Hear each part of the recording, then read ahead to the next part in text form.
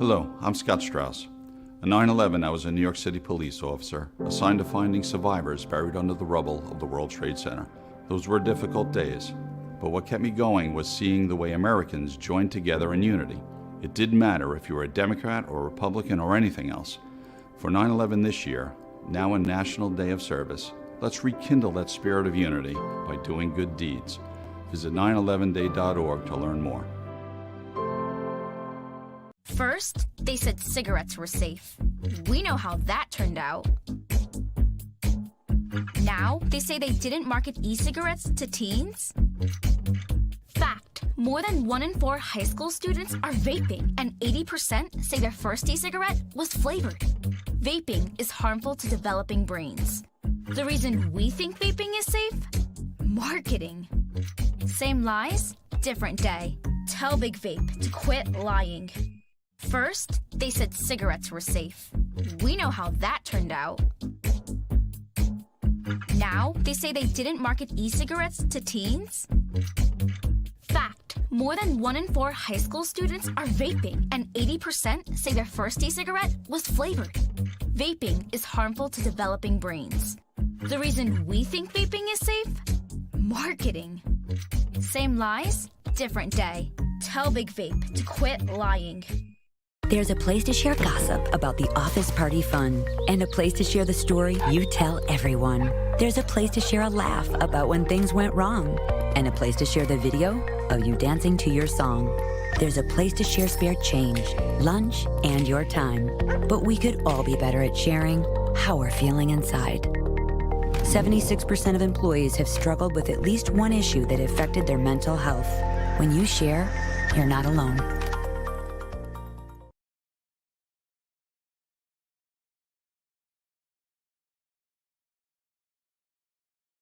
Hey there, I'm Lance Bass, and this is CHIP. And for more than 100 years, American Humane has been protecting animals in times of crisis.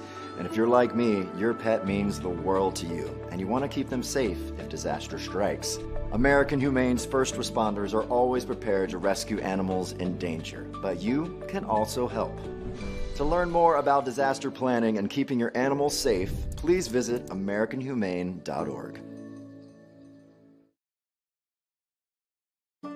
Not all people are the same. And yet, when we visit the doctor, our treatments don't look that different. Why is that? Because we just don't have enough information to do it better. By gathering health data from 1 million people, our country's best researchers will be able to develop treatments that are as unique and complex as we are. With this new information, doctors will have a better understanding of disease so they can innovate the next great breakthroughs in medicine. Learn more at joinallofus.org. Not all people are the same. And yet, when we visit the doctor, our treatments don't look that different. Why is that? Because we just don't have enough information to do it better. By gathering health data from 1 million people, our country's best researchers will be able to develop treatments that are as unique and complex as we are. With this new information, doctors will have a better understanding of disease so they can innovate the next great breakthroughs in medicine. Learn more at joinallofus.org. Prescription drug pricing points to corporate Freedom of the press is about your right to know. It's about your right to be informed. Today, there are real threats to press freedom and your right to know about the world around us. We must protect our right to know, no matter what kind of news is important to you. Before it's too late, understand the threats. ProtectPressFreedom.org. Every year, 4.5 million young adults between the ages of 18 and 24 visit the ER. It's every parent's nightmare. Umergency gives you all the tools you need to quickly and effectively manage your family's emergency. Umergency provides instant access to vital resources, customized to your student's campus and local community, digital consent form, and built-in urgent alert button. Umergency gives you peace of mind when you need it most. Download your Umergency app now. Anticipate potential delays for the morning commute. In other news, a recent government report on prescription drug pricing points to corporate Freedom of the press is about your right to know. What are you talking about, man? Look at his stats. It's about your right to be informed. Your right to access all types of information keeps us free as a nation. No. Today, there are real threats to press freedom. Residential areas by And your right to know about the world around us. Look, Some threats are obvious, some are easy to miss, but they all put our way of life at risk. We must defend against all of these threats, no matter what kind of news is important to you. Justified putting American troops in harm's way. that's a great question. We must protect our right to know before it's too late. Understand the threats. ProtectPressFreedom.org. Anticipate potential delays for the morning commute. In other news, a recent government report on prescription drug pricing points to corporate Freedom of the press is about your right to know. Create offense is What are you talking about, man? Look at his stats. Clark sheer athleticism. It's about your right to be informed. Your right to access all types of information keeps us free as a nation. No. Today, there are real threats to press freedom. residential areas by And your right to know about the world around us. Look, Some threats are obvious, some are easy to miss, but they all put our way of life at risk.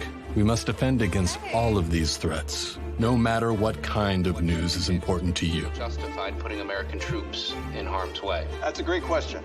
We must protect our right to know before it's too late. Understand the threats. ProtectPressFreedom.org. Let's start. You are now rocking with the best. Double rainbow. Oh my God. Live on your radio. It's the Beat Break with your host, Sean Garvey. I'm the dude.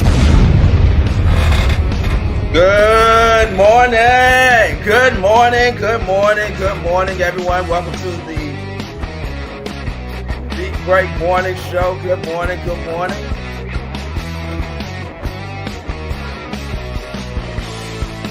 Can I even hear myself? I can't. Good morning. I am still trying to get this together. As you can see, Let me tell you still something about working. technology. Let me tell you something about technology. You're always learning something new each and every time you do broadcast. You're still trying to figure things out here. All right, there we go. Now the banner is going. Sean Garvey, DJ Rollum setting up his equipment in the background for the Captain and today. All right, so anybody that's I gotta get used to this technology glitch. Now, I'm not talking to you, I'm talking to the audience here, Rollum. I gotta get used to this technology stuff. Because I don't know everything. I don't have nothing funny. But I got people on Instagram. I got one person I can't hear. You gotta go to YouTube. Break Radio. Everything is on my social media page. Everything is on my social media page. Break Radio. Right. Follow me. Sean Garvey ATL. On Instagram. All the information is on Instagram. Yes, we're live. And it is almost the end of the year. And we had to come correct the best. I hear music more than I hear Sean Garvey. DJ Rollum, man, how was your Christmas, man? How was your Christmas, though? DJ Rollum? Yo. Oh, I don't think he can. It was good. It was good. Oh, there we go. Very good. Very blessed. Okay. All right, we're good. We're good, man. I'm like, where is that music coming from? I wasn't playing not one song. You know what I forgot to do? I forgot to bring the volume down because I'm so used to. We going, but so there we go. There it is. Me and DJ Rollum are we're in the same boat. We're in the same boat. He's trying to get his ish together on his end, on his turntable. I'm trying to get my ish together on my end. I'm live, and I'm still trying to get over this cold. So I don't know, man. Do you think we should do the opening again? Do you think we should do the opening? I mean, this is the last. It's up to you. I mean, you probably should. It's just that I wish I can get this monitor volume to go up, but I can't figure that out. And Big Sean is telling me to go on a mixer, and I'm like, I already tried that. I don't see an option. Not saying there's not one. I was just trying to get all this done 10 minutes before the show.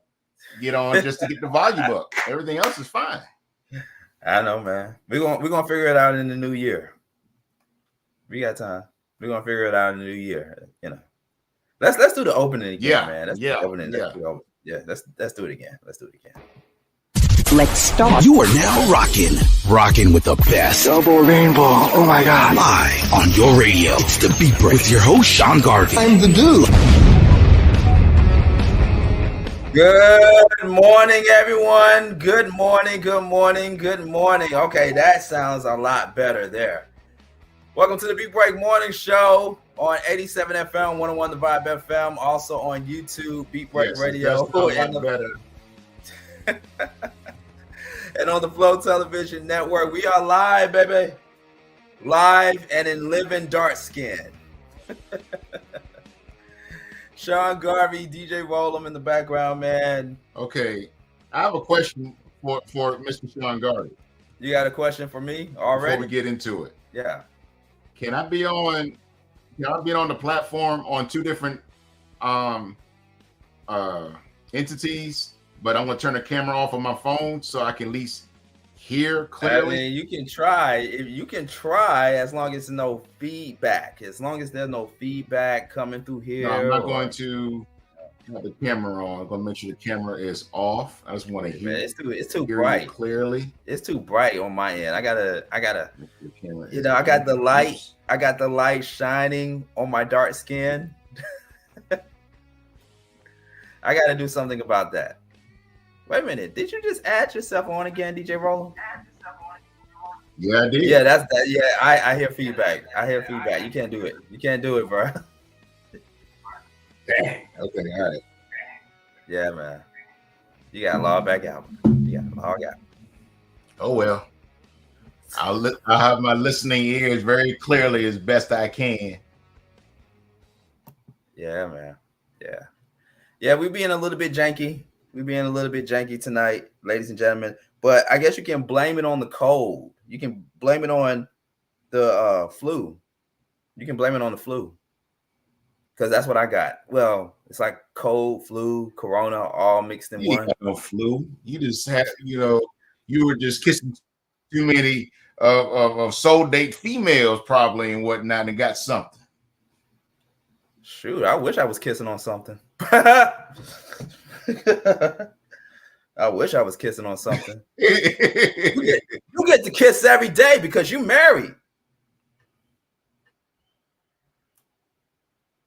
You get to kiss every day, DJ Rollum. Yeah, that's the truth, man. Yeah, man. Right. Follow us at Beat Break Radio, Facebook, Twitter. Well, I keep saying Twitter. We're not on Twitter. We used to be on Twitter, but we're not anymore since somebody took over and wanted to mess ish up.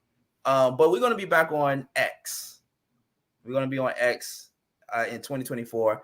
But in the meantime, Facebook, Instagram at Beat Break Radio. Got a lot to talk about. I owe you all a show because I was bad, y'all. I was in a bad situation, DJ Rollum. I was in a bad situation. I was sick, under the weather. Everybody done got it. Everybody that I know is sick.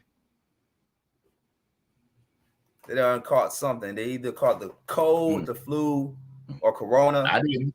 One of the three, or all of the above. You good? You been taking your vitamin D? DJ Rollum? Yeah. Hey, man, I got all the vitamins and then some. The only time I have issues is sinuses. Other than that, I'm fine.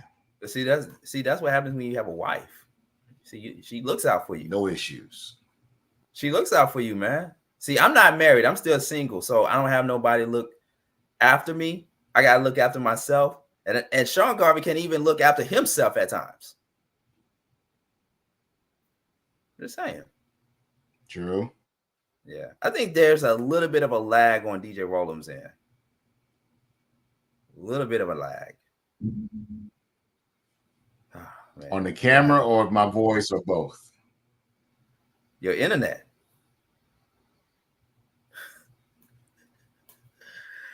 Oh man, 2024, man. Yeah, your internet. Your Wi-Fi is not Wi-Fi. Or no, is it what they saying? Your Wi-Fi is Wi-Fi. Chance to test it. I don't know, bro. Well, we seeing a lag though on your end. Where's Big Sean at? Big Sean, come and help your father. Wow. Big Sean, come help your father. Man, he at home. He working on my flyer for my debut. Oh yeah, that's right. Coming in a few days, DJ Rollum on Twitch. Yes, sir. Yes, sir. Yeah, man. Yep. He is currently working on big things for both Rollum and myself, Garvey. You're gonna be on Twitch. I'm gonna be on Roku. Yes, man. 2024, man. As you get, that's why DJ Rollum is leveling up.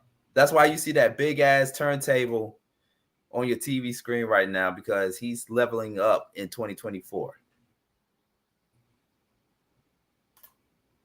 Yeah, but we're not going to take that lag with him in 2024, though. We're not going to take that lag with him in 2024. So in the meantime, until he can figure out what's going on with his internet, I got to shout out the cough drops. Let me pull it up on the screen here. Cough drops. This is going to save your life, people, if you are under the weather. Okay, so you have just heard 2 pre-recorded conversations of me interviewing 2 women from the Mental Space Show earlier this evening on News and Talk 1380 WAOK. I wasn't in the studio, but I did get a chance to interview both Dr. Jillian Watley and Dr. Alexis Moreno, Dr. Alexis Moreno. Let me make sure I get that right. 2 psychologists that specialize in working with people in both the classroom and in media. But if you missed the show, you can go to YouTube, Beat Break Radio. Go to YouTube, Beat Break Radio, and go back and check out the video. But don't do it right now, because we are doing Beat Break Morning Show live right now. But go to YouTube, and while you're on YouTube, subscribe. Be a subscriber today at Beat Break Radio, YouTube. But yeah, shout out to the cough drops here. So, you know, I've been sick for the past couple of days. I caught the bug. And not saying the brand. We're not saying no. No, just cough drop. Is that Walgreens? Or you shouting out Walgreens? Well, I didn't say the name I was about to say it. I just said cough drops. They're not paying for no ad, but I mean, you were showing the bags, so I was just thinking. I know. I know. But I say this: if you are sick under the weather, you're not feeling well, it's too late for you to go get that shot. You know what I'm talking about? The flu shot. You can't get it while you're sick.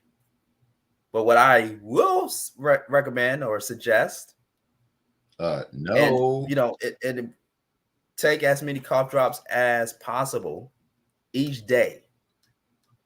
Don't go into the kitchen or wherever you put your cough drops at, more than likely in your bathroom or what have you, and just put 1 in your mouth per day. No.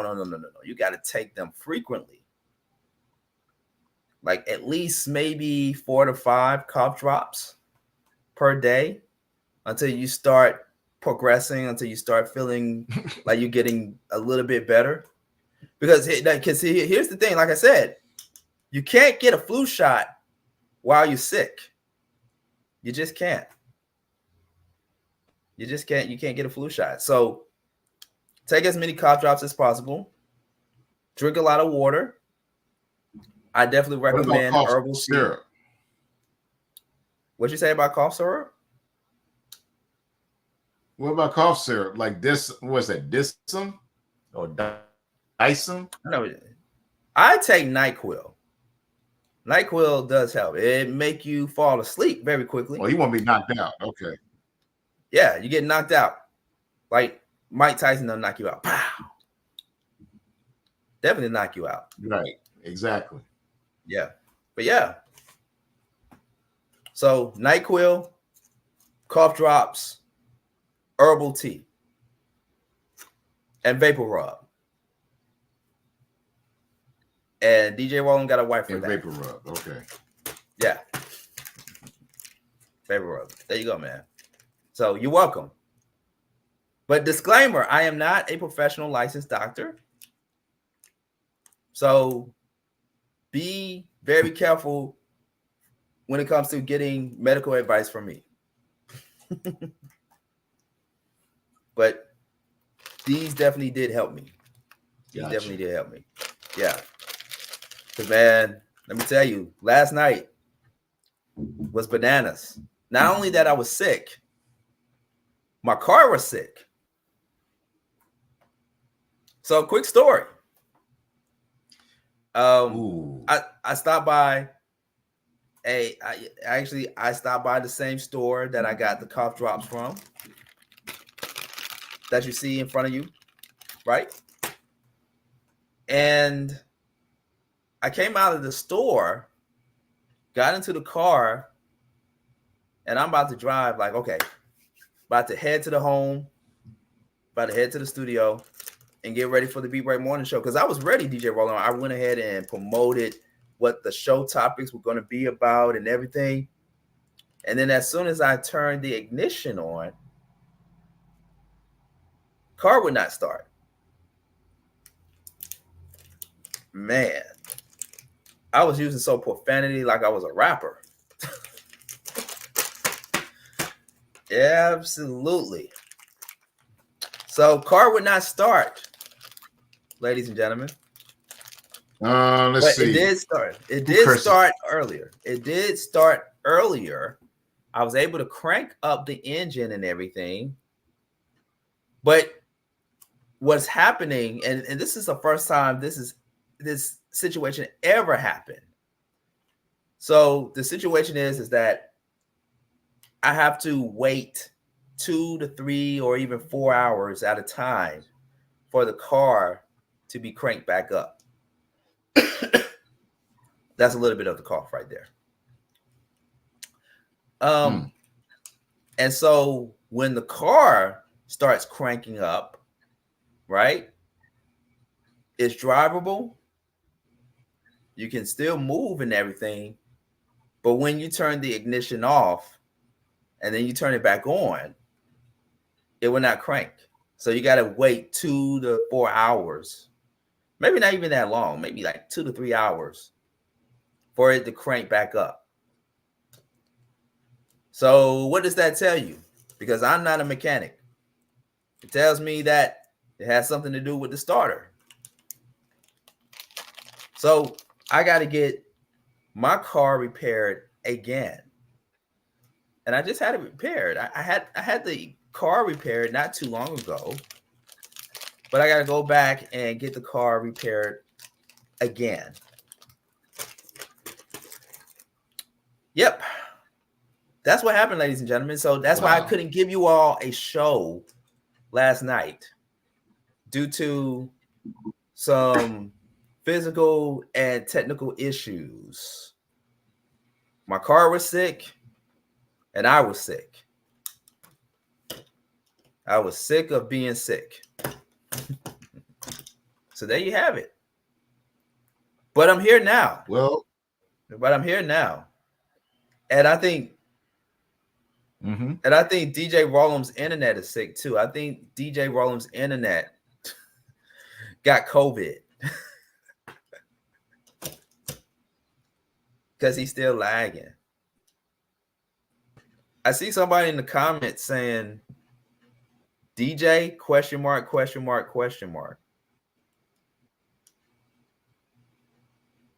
Are you on your laptop computer or on your phone? He's gonna comment. He's gonna reply in like 10 seconds. Watch. I am on a laptop. You're on a laptop computer. Wait 10 with seconds. a dual monitor.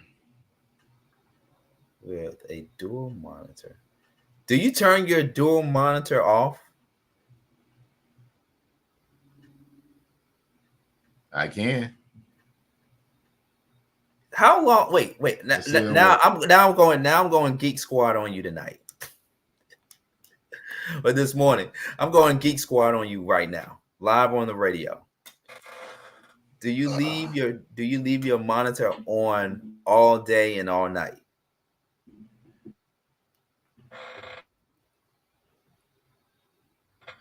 Okay. What you're gonna have to end up doing is cutting the whole thing off. You're gonna have to turn it off, turn everything off, and then leave it off for like 10 seconds, and then turn it back on and restart the whole thing. Because that's what happens. I know that has happened to me plenty of times until I realized, you know what? I've been leaving this bad boy thing on all day and all night. I got to turn it off and turn it back on so it can reboot. Oh, the camera's still that on. Can call the camera's still on. Camera's still on. Of course, yeah. Even though I cut the monitor off. Yeah, people can still see you, but you still need to turn everything off and then turn everything back on. Okay. All right. Yeah, there we go. Thank you. There you have it. We're going to get it right. We're going to get it right in 2024, ladies and gentlemen. We are. We're going to get it right in 2024.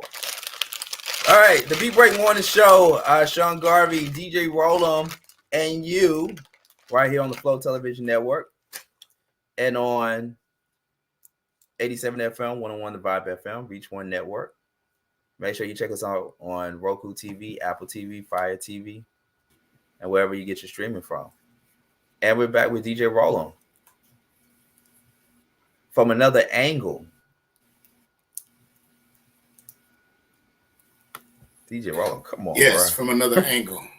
From another angle. Is this better? It's a little bit better. It's still a little lagging though, but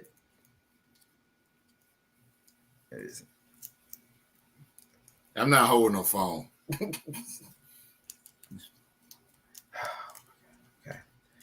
I'm gonna have to come over there and see what's going on with your equipment, bro.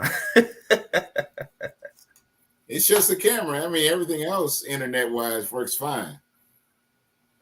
The question I was, I don't think you answered my question earlier. Do you leave your monitor, your modem, your internet modem? Do you leave it on all day and all night? No. Oh, okay. You turn it off and you turn it back on. I mean, it's the Wi-Fi. So the Wi-Fi is far. I know I'm probably thought about getting a booster in here, which it did come across my mind because of where the internet is located. But believe it or not, many years ago when the internet wasn't here, it was still lagging in here and had everything in here. When you talking about years ago, you're talking about the age of the dial-up. I was talking about like within 7 years. Okay, post dial-up. 7 years. No, it wasn't dial-up. It wasn't dial-up. It was clear. Let me guess. It was clear. I got to be careful. I'm still getting under this weather, so I can't laugh as hard as DJ Roll. I try not to make anything too funny. I mean, it's gonna be funny regardless. It's gonna be funny. We got a funny show tonight. Because So many areas that we got to cover within this period before we close out, because this is the last episode of 2023. The last episode. We haven't done really too many episodes this year because both me and DJ Rollum, we have lives. We have different realities now. Our reality is totally different than how it was 5 years ago, 10 years ago. We have different realities now, and life happens. But we try to give you as much content as possible. I've been doing the Soul Days Live thing and, of course, the Mental Space, other projects, DJ Rollum, Married Life, DJ gigs. You done got more DJ gigs, to me, in my personal opinion. You received more DJ gigs since the pandemic. Yes, that is true. What has happened is that some venues and some places are still trying to make up for 2 years of loss. Mm-hmm. That's one of the reasons. The other reason is that I get repeat customers, so they know your style, they know how they want it and everything. And then I'm partnership with 93rd Entertainment with DJ Rollum Productions, and I'm on 93rd Entertainment's website. Mm-hmm. So he covers basically the Southeast, from Florida, the Carolinas, Tennessee, Alabama, Mississippi, Tennessee, possibly Kentucky. He's originally from Ohio, so he goes to Ohio at times. But yeah, DJ Rollum has always been getting bigger and bigger, and it's always good networking, so yeah, it was good. I'll say majority of the summer I was at a Spanish restaurant. That went good until the GM didn't like what I was doing, even though the customers and the manager at the location liked what I was doing, but he didn't, so he stopped it because I wasn't playing enough Spanish music. I mean, you wasn't playing enough Spanish music? Yeah, I mean, it was a Mexican restaurant. He wanted to have a lot of Latino and Spanish music playing, and which I did play. But some folks got tired of hearing the Spanish. They want to hear some regular music. And that's what I did. I played the regular music, and he like, what you doing? I'm like, going back and forth. People don't want to hear Spanish all the time when 90% of your customers are American and black and white. So why do I feel like this is a you may be a racist and you don't even know it segment?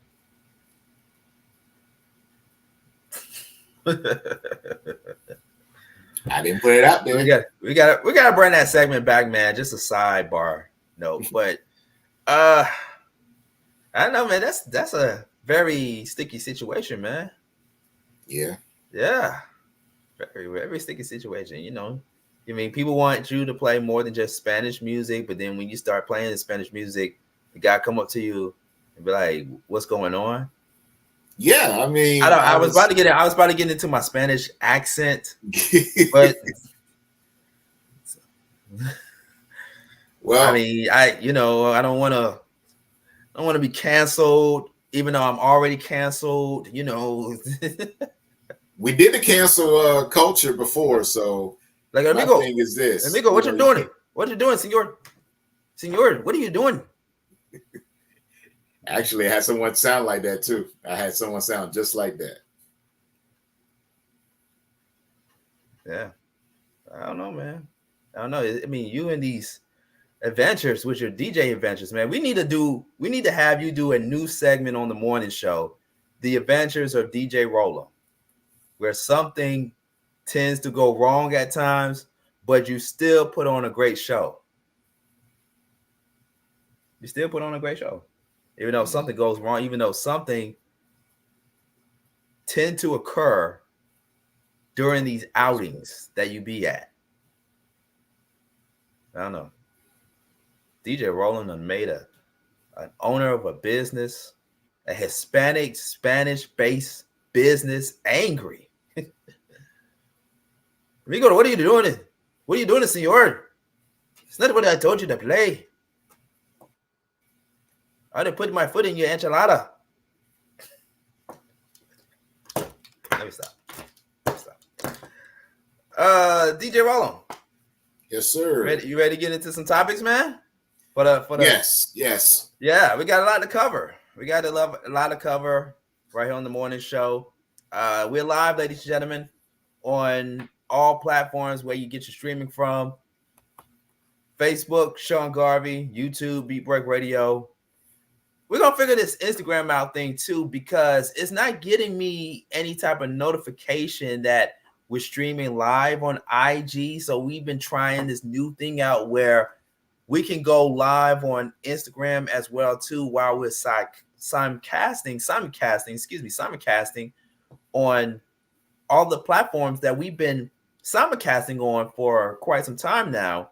But it's not showing me no type of notification or anything saying, okay, you're live. Like, what's going on here? You know, I just think in 2024, we cannot, really rely on technology too much, DJ Roland. I don't know if you feel the same way or not, but I just think that us as human beings going into 2024 and beyond, I think if we rely on technology too much, it's going to be a recipe for disaster. In certain cases, yes. I agree with I'm just saying. Yeah. But here's my opinion. Technology and internet are two different things.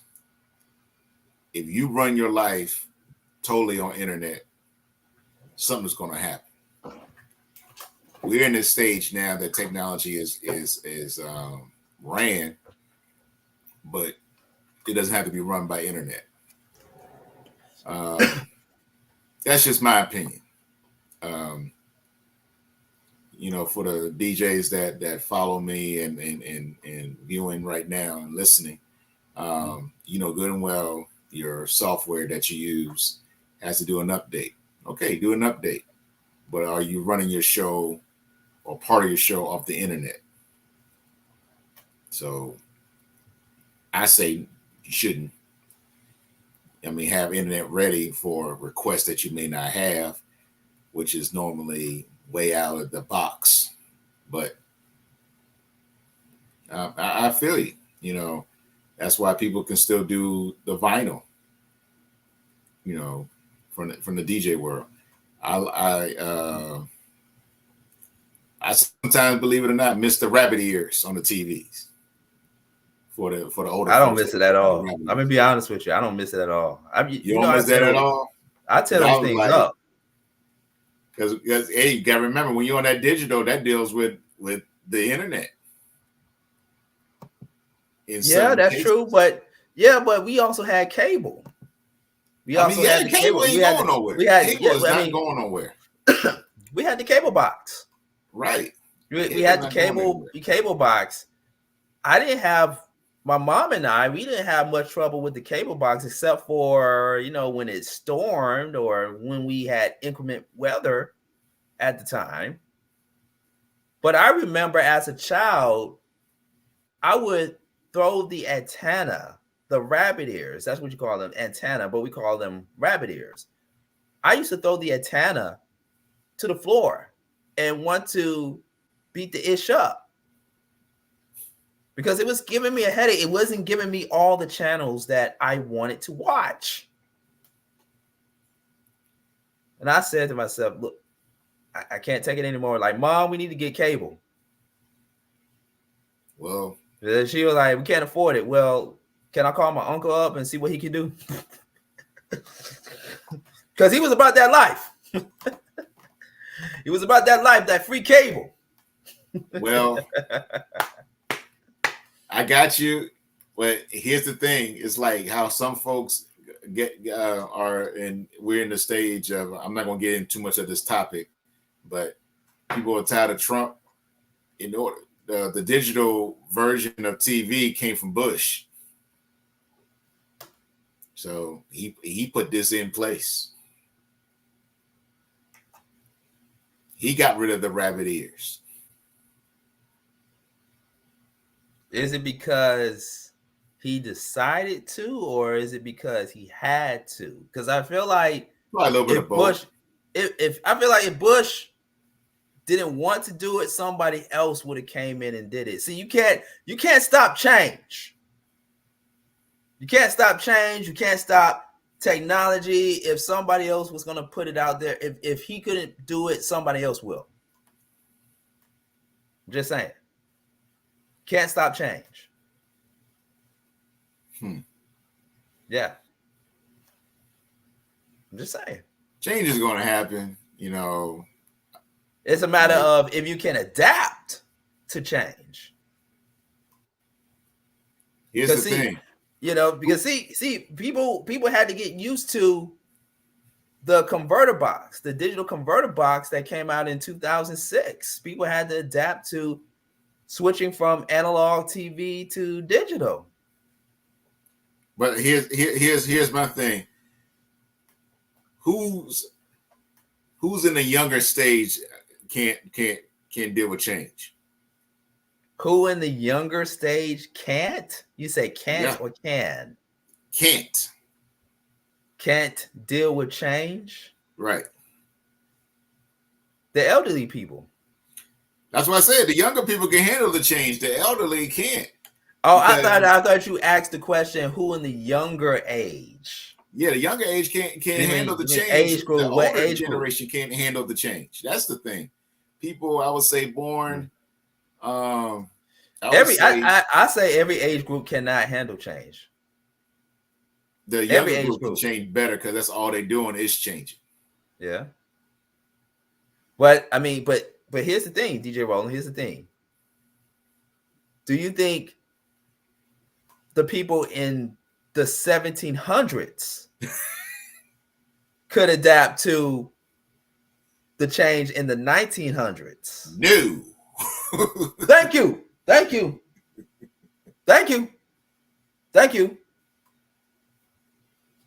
you go. That's just what it is. Every age group cannot adapt to change. But in the grand scheme of things, it's like you either choose to adapt or you don't. I want to know what's going to happen in 20 years from now. In 20 years from now, how the world will look compared to 2023, 24. People are going to be walking alongside. People are going to be walking alongside with robots. Oh, so they're going to be making love to robots instead of human beings? All right. Okay. All right. Next topic. Yeah. you brought that part up. That's for the next episode in 2024. That's for the next episode in 2024. But really quick, before we go into our topics, we probably won't get to it till the top of the hour, the next hour of the Beat Break Morning Show, because speaking of change, we got to change up some of the stuff that we're doing with the Beat Break Morning Show. So that way we can enhance everything that we are doing. See, we as broadcasters, right? I gave people the entire story of how I came up in broadcasting. Switching the knobs, pressing buttons on the board, and now doing this, which I'm still somewhat doing to some extent, engineering the show and everything, having to host and produce the Beat Break Morning Show along with DJ Roland. But yeah, I mean, we're going to be doing some new stuff with the Beat Break Morning Show. in 2024. I'm interested. I'm interested. I'm excited. I'm enthused. So be on the lookout for that. But I wanted to show you all some of the gifts that I received for myself. Christmas. So, question before we get into some stuff. Have you ever bought anything for yourself for Christmas? DJ Rollum? At all in my life, or are you talking about in this your year? entire life? Have Oh you yeah, bought definitely. anything? You gotta make sure you're happy. You should never resort to Nobody can make you happy but yourself. Exactly. Like what you see in the background, this is an investment. I bought this. The green screen, I know people can see, and the turntable on it was shown earlier in the show. Yeah. That was purchased by me. That's an investment. That was it Christmas? I can't remember about the turntable, but me about to broadcast on the internet, the DJ Live. That's an investment that I decided to do.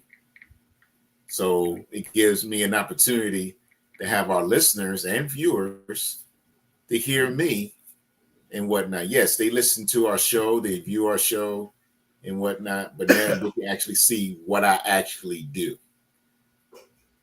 What makes the sounds of DJ Rollum come to the Big Break Morning Show. Okay. Was this a Christmas present also? Yeah, it was part of the Christmas. Yes, it's part of I didn't get all at once. We had to budget it out. You just don't blow your money. You got to budget it out, do the things you need to do. Yeah, and that's what I did. Yeah, man. Yeah, because people get into debt easy even before the holidays. People get into debt before the holidays, and they get into even more debt after the holidays. Mm-hmm. I'm in no debt. They just be like, man, I'll make it up. I'll make it up. I just work overtime. Yeah. And you find out your overtime is on New Year's Eve and New Year's Day. Like, damn, shouldn't have got that. Shouldn't have got that toy for little Jimmy. Damn, what was I thinking? Oh well. But for me, I did something, which is, of course, splurge on myself. And so here's the thing. When I was a kid, I was the only child. So that means that, yes, ladies and gentlemen, my mom spoiled me. Every Christmas, I received a lot of gifts, not only from my mother, but from other family members as well. Me being the only child and what have you, right? And I would get a lot of board games. I get a lot of board games. I also got a lot of sport-based games. Of course, I had video games. I had action figures. I had all the things that every child wanted, right? Like, no cap. My room looked like a toy store. So you're the small version of Toys R Us. Toys R Us didn't have anything on me, bro. What? Yeah. It was like a toy land inside my bedroom. Every Christmas, I would get gifts, board games, video games, action figures, water guns, all the things that you see promoted on TV, right? And then years later, I was starting to get into this thing where I felt like I outgrew those toys. So what did I do? I gave all my toys away to my cousins. And I even donated some of the toys to charity, and donated some of them to the thrift stores, because at that time, thrift stores would allow you to donate whatever unused or used toy that you may have in your possession that you no longer needed. You remember, right? Oh yeah. Yeah. And then looking back at it, I was like, damn, I was a dumbass for doing that. You didn't know because he could have made some money. It would have been worth a lot of money, but then it would have been so hard for me to give them up knowing what I know now.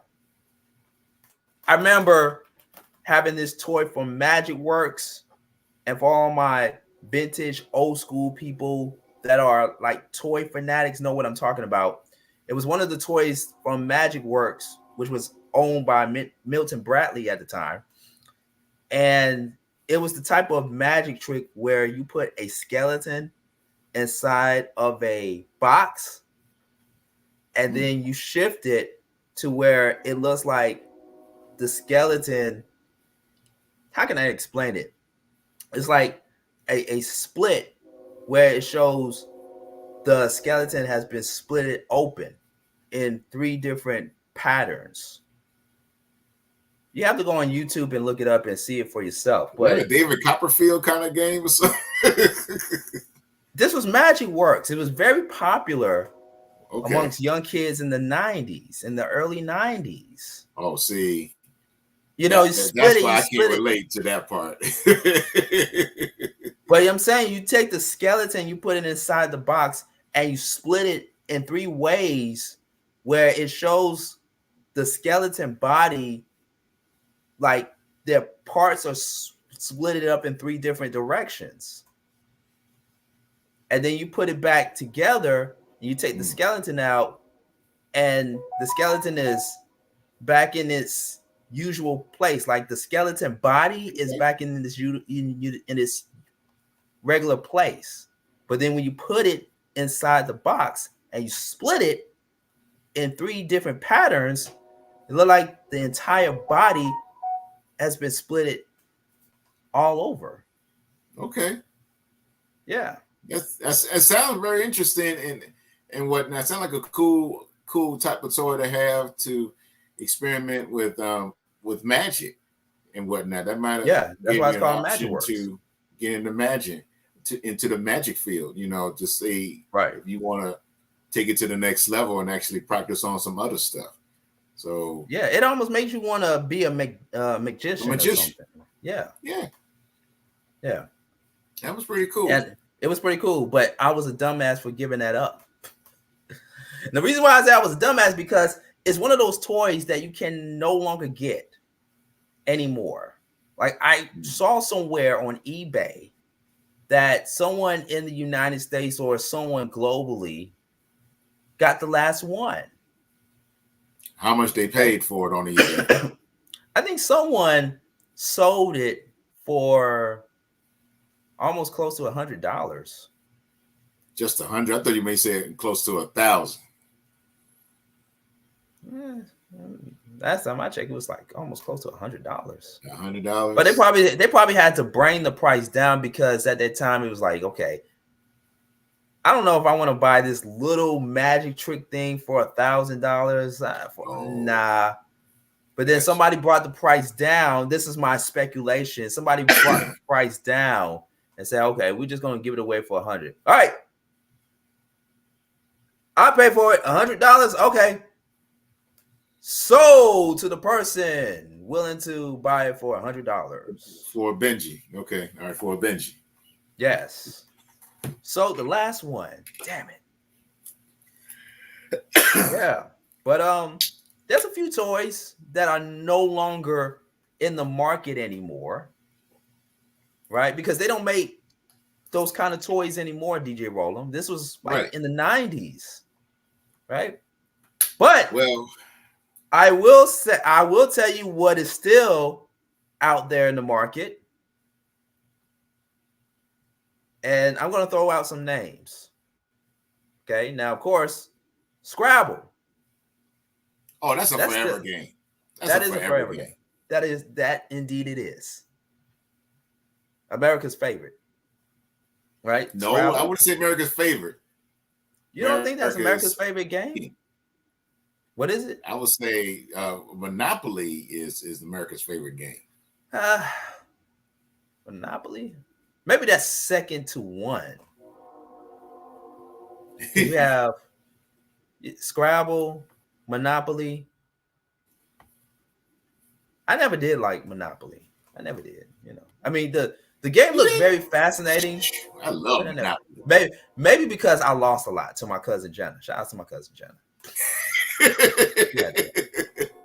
Yeah. I had a girl beat me. Yeah. I always like getting the cheap properties first so I can build up.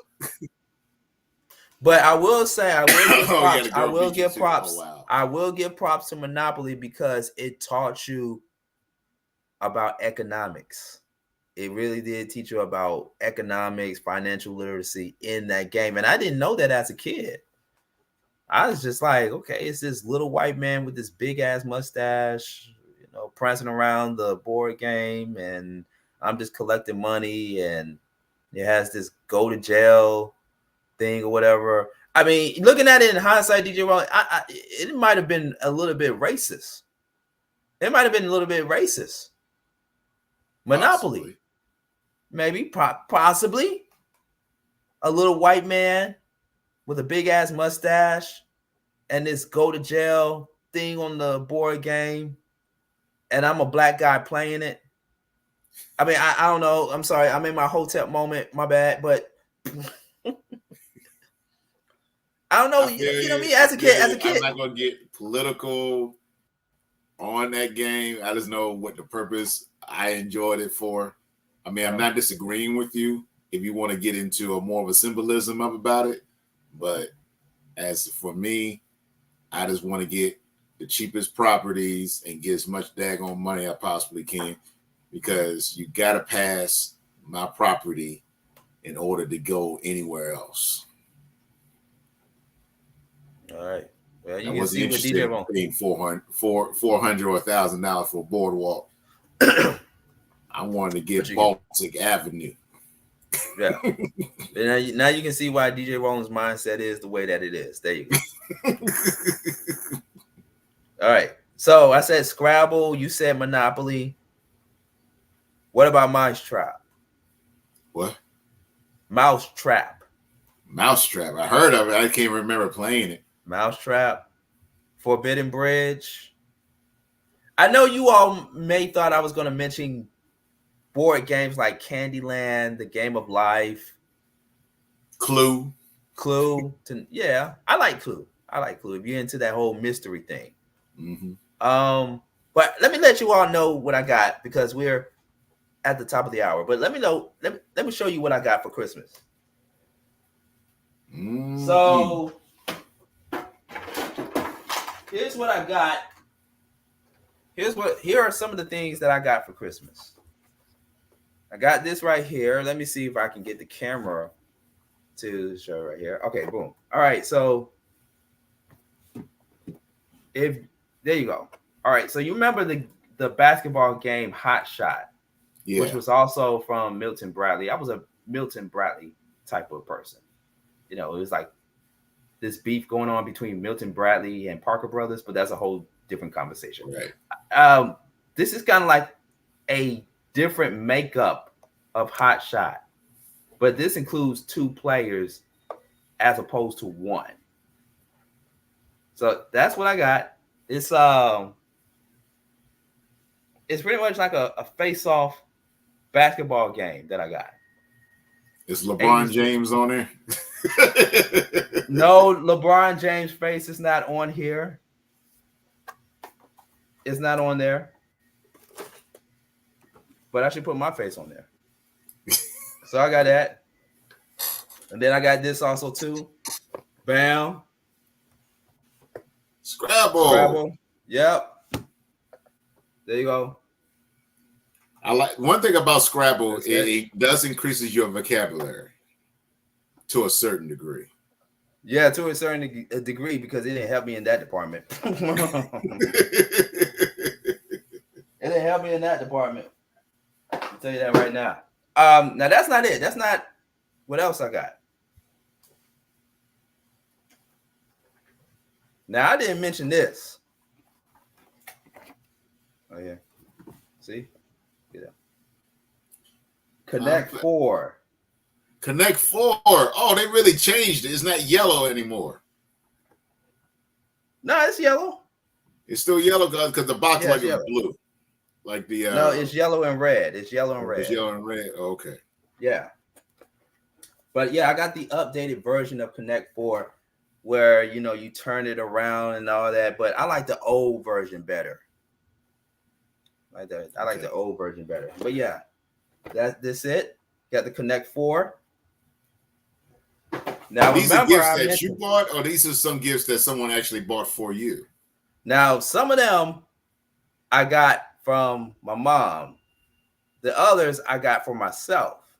Gotcha. So like the Scrabble game and the Connect 4, I got that from my mother. But these two games, actually, no, I take that back. One of them I got from my mom, and the other one I got for myself. Okay. So remember when I mentioned Forbidden Bridge, which was also a game owned by Milton Bradley and one of the most popular games in the 90s. And I may have been the last one or one of the few people to get this, but I got my own Forbidden Bridge. Gotcha. There we go. That's more of a better angle right there. Gotcha. So yeah, so I got this Forbidden Bridge game. Now it's gonna take me a minute to put everything up.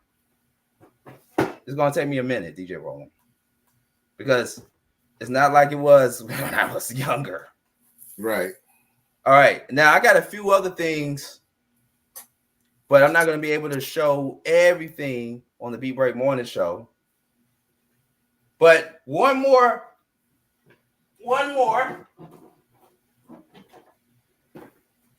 board game I got on Christmas. You ready, DJ Roland? You ready for this? This right here. Is that up? Can you see it? Mousetrap. Okay.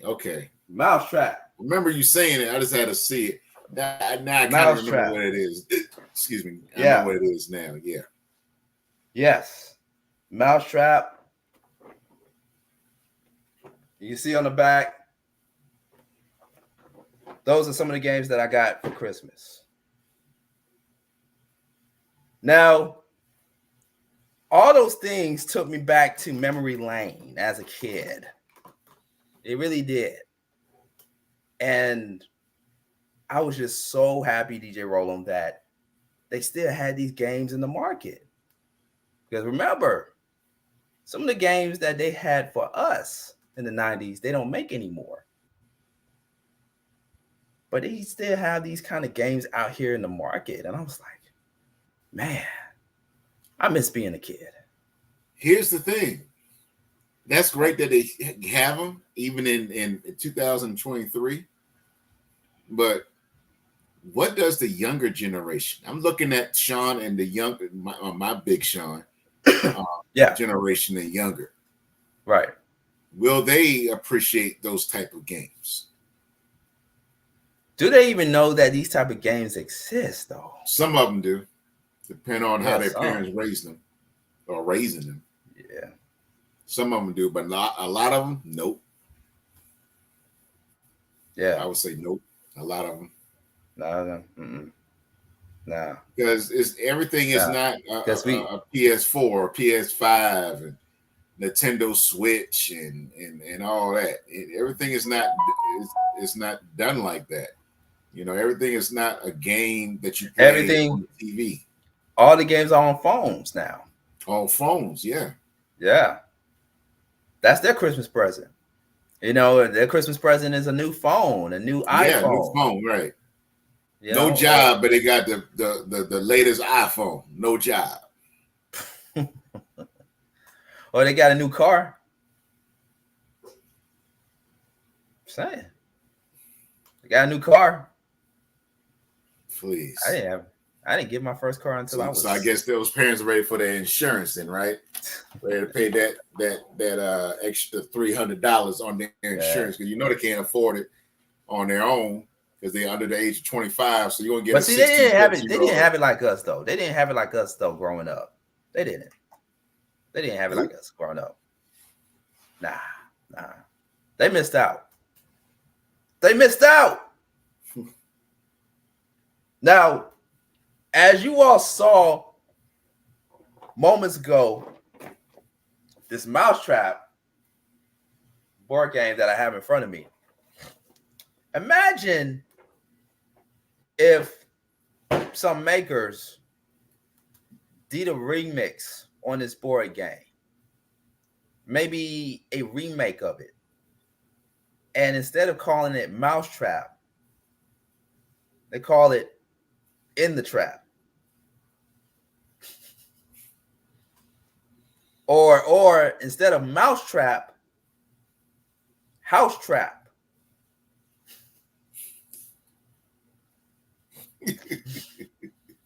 Or Trap House. You might as well make sure VH1 got some money off of that. No, I mean, can you imagine somebody coming out with a board game and calling it House Trap or Trap House? I can see it happening. And it's kind of like, and whoever would make the board game House Trap or Trap House, it would be kind of like the same formula as Mousetrap, but it would be like a survival game of you being the player, right? Let's say you're the board piece on the board game, right? And imagine the character wearing, I'm sounding very stereotypical when I say this, but imagine you being the board piece on the board game and your dress is like street gear, pants sag down to where you showing your boxers, your briefs. You got a white beater on, right? You got nothing but locks in your hair. You probably rocking that beard. No, maybe not a cigarette. Maybe like a Black and Mild or something like Black that. Black and Mild, okay. Black and Mild or weed. Smoking weed. Smoking weed. You got locks, beard game on point, and you walking inside that trap house. And the object of the game is for you to go inside the trap house and make it out alive if you can. Make it out alive if you can? Make it out alive if you can. That's the object of the game. House trap. Let's see if you can survive. You go inside the trap house. Let me see. Man. You got to get past the dope boy. You might have to fight him off. You might have to fight off the undercover cop that might be inside the house. You might have to fight off the trap bay. And, you know, every trap house got to have a trap bay. You got to fight off the trap bay. You got to find where the coke is at. You got to find where the weed is at, where the drugs at. This definitely won't be a child's game. That's going to be for adults only. For the wrong reasons. You might have to find that. You might have to find that game inside of a trap museum or something. What was that? 2 Chainz had that pink house. That would be a perfect place for that game. Ooh. Imagine if 2 Chainz was behind that game, behind that board game. House trap. Money maker. They're playing Sean Garvey some money for that.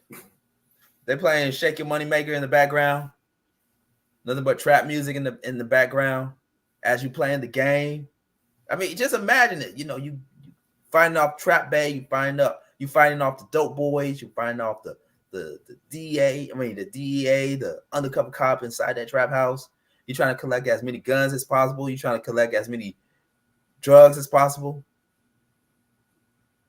You know, you're going through all these different rooms and stuff, trying to survive. Right. House trap. coming to a toy store near you in 2024. They don't want to sell that at a liquor store. They could sell that at a liquor store, man. Yeah, sell that at a liquor store. Let me see. What else they could sell it at? Could sell that at a thrift store. Yeah, man. I can see that being on the market. And now you know what I can also see? I can also see all the different Black organizations outside protesting.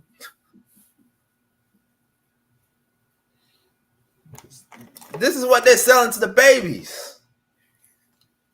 I don't know how I got on this subject, y'all. I don't know, man. I'm not gonna say her name, but her name came to mind. I'm thinking like if that goes to the market, I can see her be putting a protest down. I'm not saying her name, but it's a her. Yep. Mousetrap. House trap. The board game. The board game. Coming to a hood near you. Yeah. Man, let's take a break, man. Let's take a break real quick. Right here on the Beat Break Morning Show. We're going to cover these topics really quick before we say goodbye to 2023. Last episode of the Beat Break Morning Show. And the way that I have been talking all evening, all morning, depending on what time zone you are in, the way that I'm talking, this may be our very, very last episode of the Beat Break Morning Show. I don't think so. I don't think so. Goodness. It's the viewers love us and whatnot. We love you. They look forward to hearing us. So I don't think it's going to be the last, but you know, it's just the last one for 23. Yeah, 2023. Yeah. Getting ready for some new stuff in 2024. And man, I can't wait. I'm excited. On here live with you while I'm under the weather, DJ Rollum in his new DJ studio, getting ready for 2024 as well.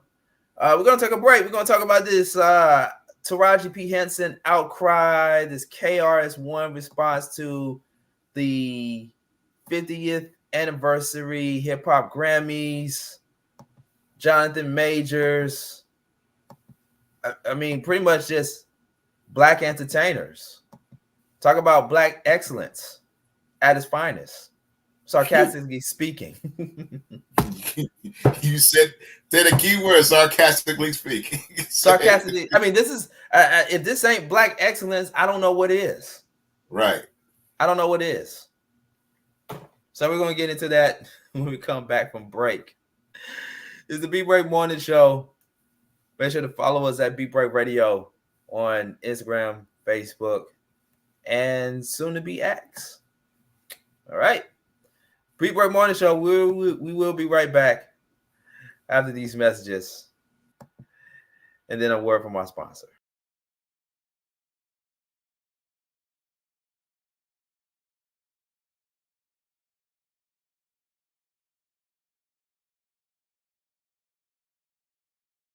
Hello, I'm Scott Strauss.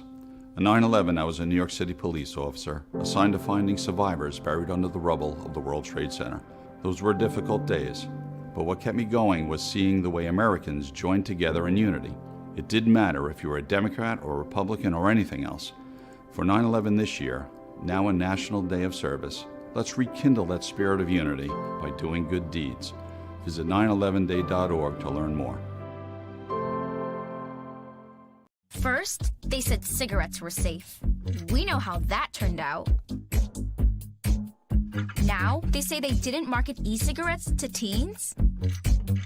Fact, more than 1 in 4 high school students are vaping, and 80% say their first e-cigarette was flavored. Vaping is harmful to developing brains. The reason we think vaping is safe? Marketing. Same lies, different day. Tell Big Vape to quit lying. There's a place to share gossip about the office party fun and a place to share the story you tell everyone. There's a place to share a laugh about when things went wrong and a place to share the video of you dancing to your song. There's a place to share spare change, lunch, and your time. But we could all be better at sharing how we're feeling inside. 76% of employees have struggled with at least one issue that affected their mental health. When you share, you're not alone.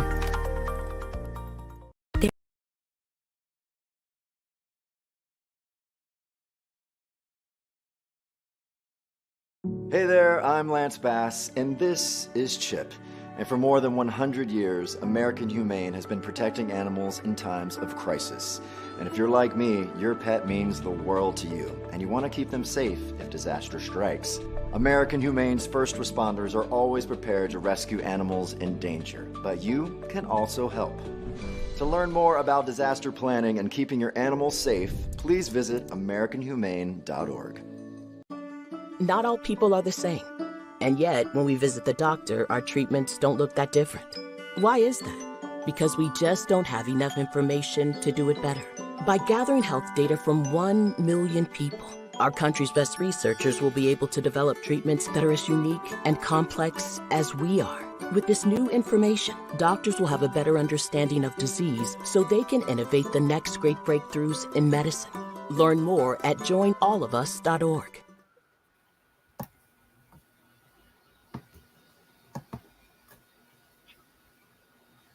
All right, and we're back. Welcome back to the Beat Break Morning Show right here on the Flow Television Network, Reach One Network TV, 87 FM, 101 The Vibe FM. We're on a Wednesday night, an unusual night for us to be doing the Beat Break Morning Show due to some unfortunate circumstances that happened the other day with me. Still trying to get over this cold. DJ Rollum, healthy as a rock, which I'm just envy of. But you know, I'm getting better. Okay, so it's time, DJ Rollum, time to get into some topics, a couple of topics as we get ready to close out 2023. 2023 been a great year. Yeah. Good, good, bad, and ugly. It is what it is. No different from any other year before 2023. And we're going to see some good, bad, and ugly moments in the next few years to come. Mm-hmm. That's just what it is. That's the reality of things.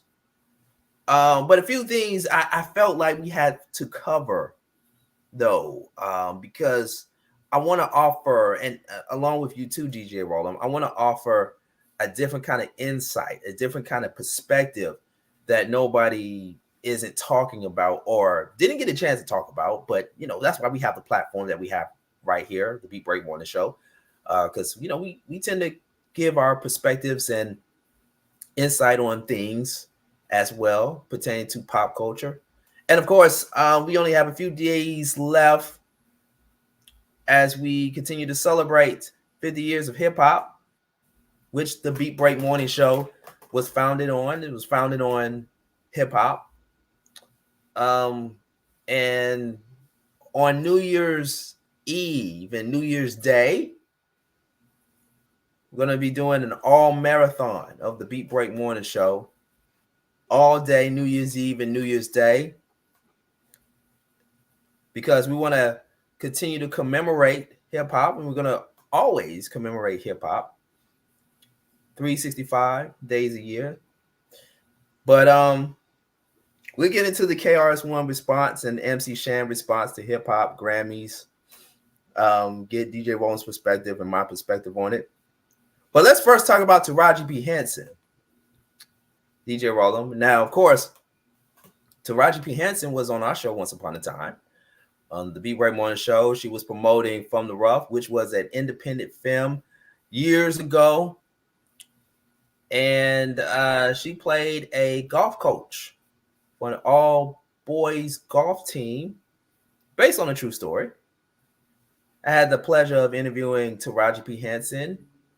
And if you did not see that interview, you can go on YouTube, type in Sean Garvey, Taraji P. Henson. Matter of fact, when I get a chance, I'll post it on my Facebook page, Sean Garvey on Facebook, so you can check it out. But it's out there. But this particular interview that Taraji P. Henson was in recently, as she was on her media tour to promote The Color Purple, which I'll get into in just a few moments because I had a chance to check out the movie before it hit theaters December 25th, Christmas Day. Taraji P. Henson was on a Sirius XM satellite radio show, and it was the interview that, or the part of the interview that a lot of people have been talking about for the past few days, the pay disparity, along with herself, and putting in the grind, putting in the work that she's been putting in for years, leading up to her being nominated for an Oscar and go on to do amazing things in film and in television. And she breaks down doing a live show. And even after that, there were some things that she did say that went viral on the internet pertaining to Empire. Another thing we'll get into in just a few moments. But let's play the clip, DJ Rollum, of what Taraji P. Henson said regarding the pay disparity. So I want you all to listen.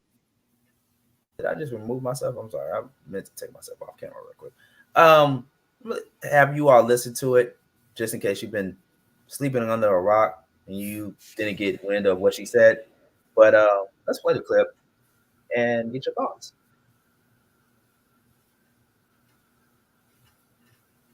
Taraji, you have the audacity to say you're thinking about stopping acting. I said, stop talking. Are you thinking about it?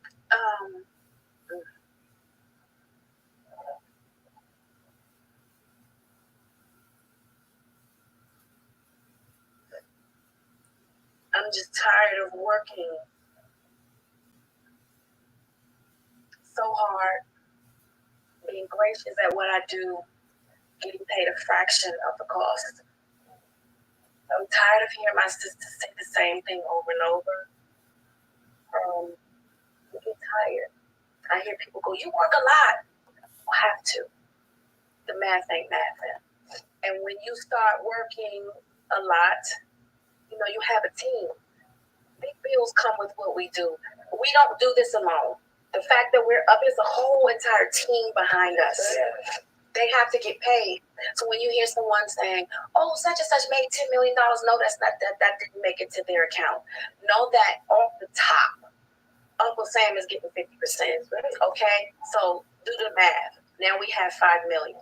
Your team is getting 30% or whatever your team is off of what you grossed, not after what Uncle Sam took.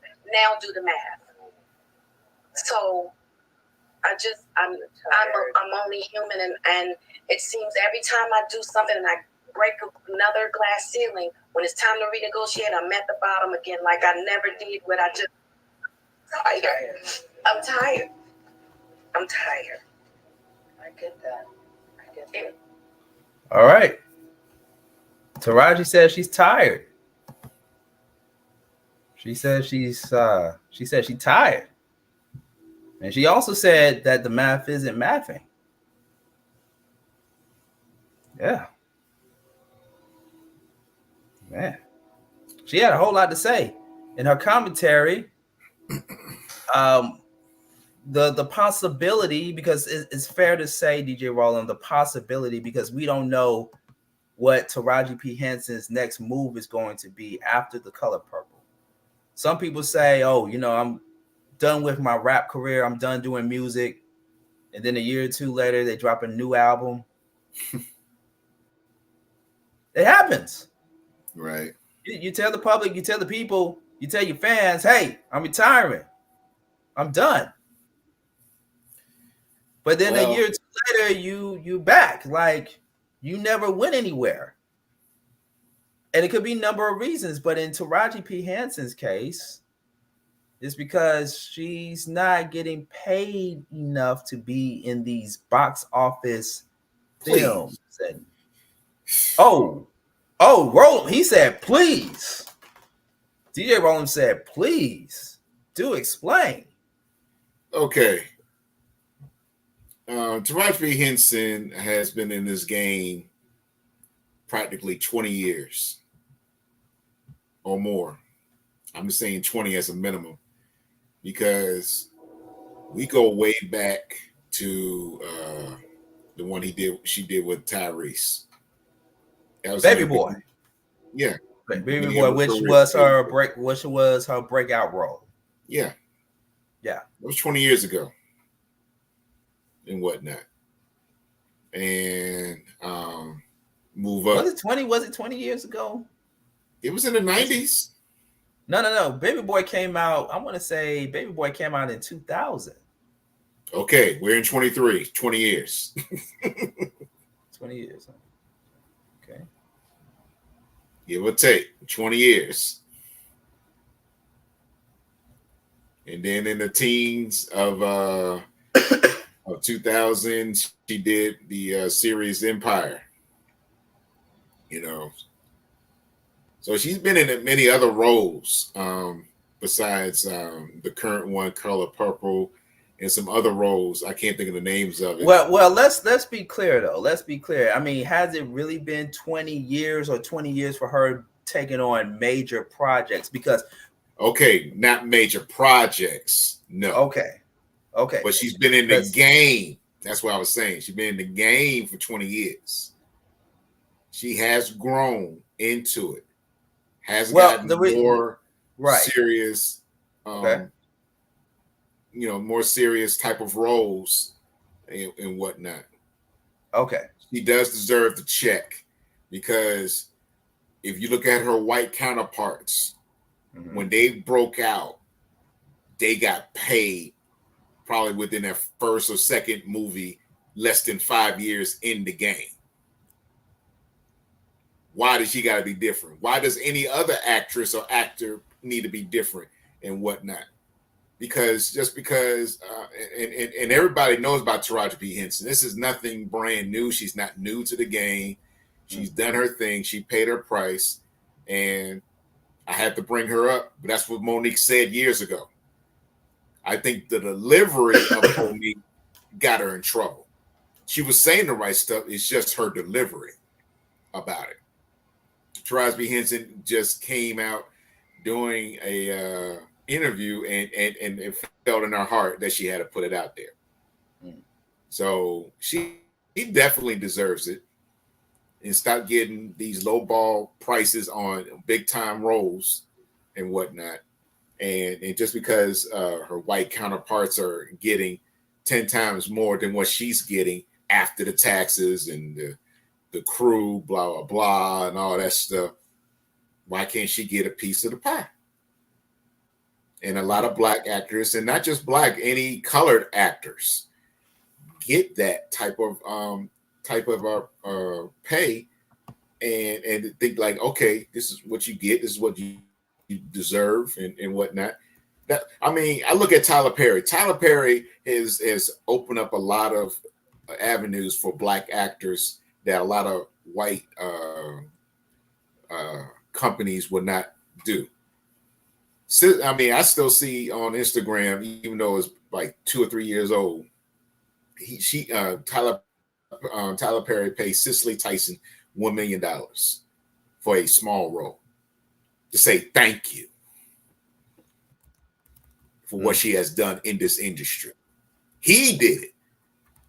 Why couldn't someone else just say thank you for being who you are as an actress? I mean, look what Viola Davis has gone through to get to where she's at and whatnot. Or better yet, look what Angela Bassett is doing, getting the highest paid TV role actress.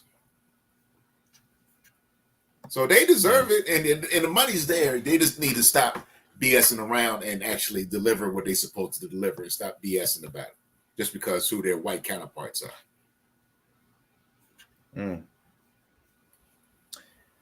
I think, to me, and I am, for one, I look at it from different angles here. One, does Taraji P. Henson, especially a woman of her caliber, deserve to get paid more money? Absolutely. And I say that before I go into my other talking points. I say that because I've been there. I know what it's like to get lowballed. Yeah. In various opportunities in media, in broadcasting. Because let's keep it a buck. Let's keep it 100. A person who works in any type of labor industry outside of entertainment, right? Outside of entertainment industry. A person who's a sanitation worker can make more money per week than the average actor or actress. And that's not an opinion, that is a fact. You can actually Google and look it up. Actually, I'm going to Google and look it up myself here. But from what I understand, there are people that work in different industries outside of the entertainment industry that get paid more money than some of your favorite actors and actresses. Even some of them that have been in Oscar nominated or Oscar winning movies. That's a fact. But yeah, when you get to a level of making these movies and not being around your family for 6 months to almost a year and traveling around the world and being in movie and doing things in these films that you may not be like, I don't know. But then again, because I remember Martin Lawrence, when the whole controversy happened with him playing Big Mama. You remember the movie Big Mama House and how trilogy. Martin Lawrence was criticized for dressing up as a stereotypical elderly woman. He said in the interview, and I'm just paraphrasing, you can only imagine how much money I got paid off of being Big Mama. If you could only see the check that I got from playing Big Mama, yeah. But why do I bring up Martin Lawrence or actors like Martin Lawrence, and what does this got to do with Taraji P. Henson? I think it stretches beyond Taraji P. Henson. Because this is nothing new. Like you said, you brought up Monique. And the reason why Monique did what she did at that time against Netflix and the backlash that Monique got from it and what have you. I think a lot of actors are, going through the same thing that Taraji P. Henson went through. And it's not enough of them speaking out about it. It's not too many of them speaking out about it, except for your Moniques and your Tarajis and your Viola Davis. But I also remember the late, great Chadwick Boseman gave his check to a white female actress who played a cop in the movie 16 Bridges. Was it 12 Bridges or 16 Bridges? 16 Bridges. Because she wasn't getting paid enough. And Chadwick Boseman offered portions, or if not portion, most of his money that he made off of that movie and gave it to her. So I know people are looking at it as a racial type of thing or what have you, but I think a lot of actors, no matter what color they are or what have you, I think it also boils down to the type of team that you have, from your agents, from your managers, especially your agents or the people that's in your team, because you're supposed to have people in your team, DJ Roland, to negotiate how much your client is supposed to make off of that film. Last time I checked. Because if agents ain't doing that, then why do I need you for? Okay, then, and that's in this case, then the ones that making those top dollar ones, they need to get those type of agents. I love Tom Hanks. I'm a Tom Hanks fan. Why isn't a lot of the black actors using Tom Hanks agent?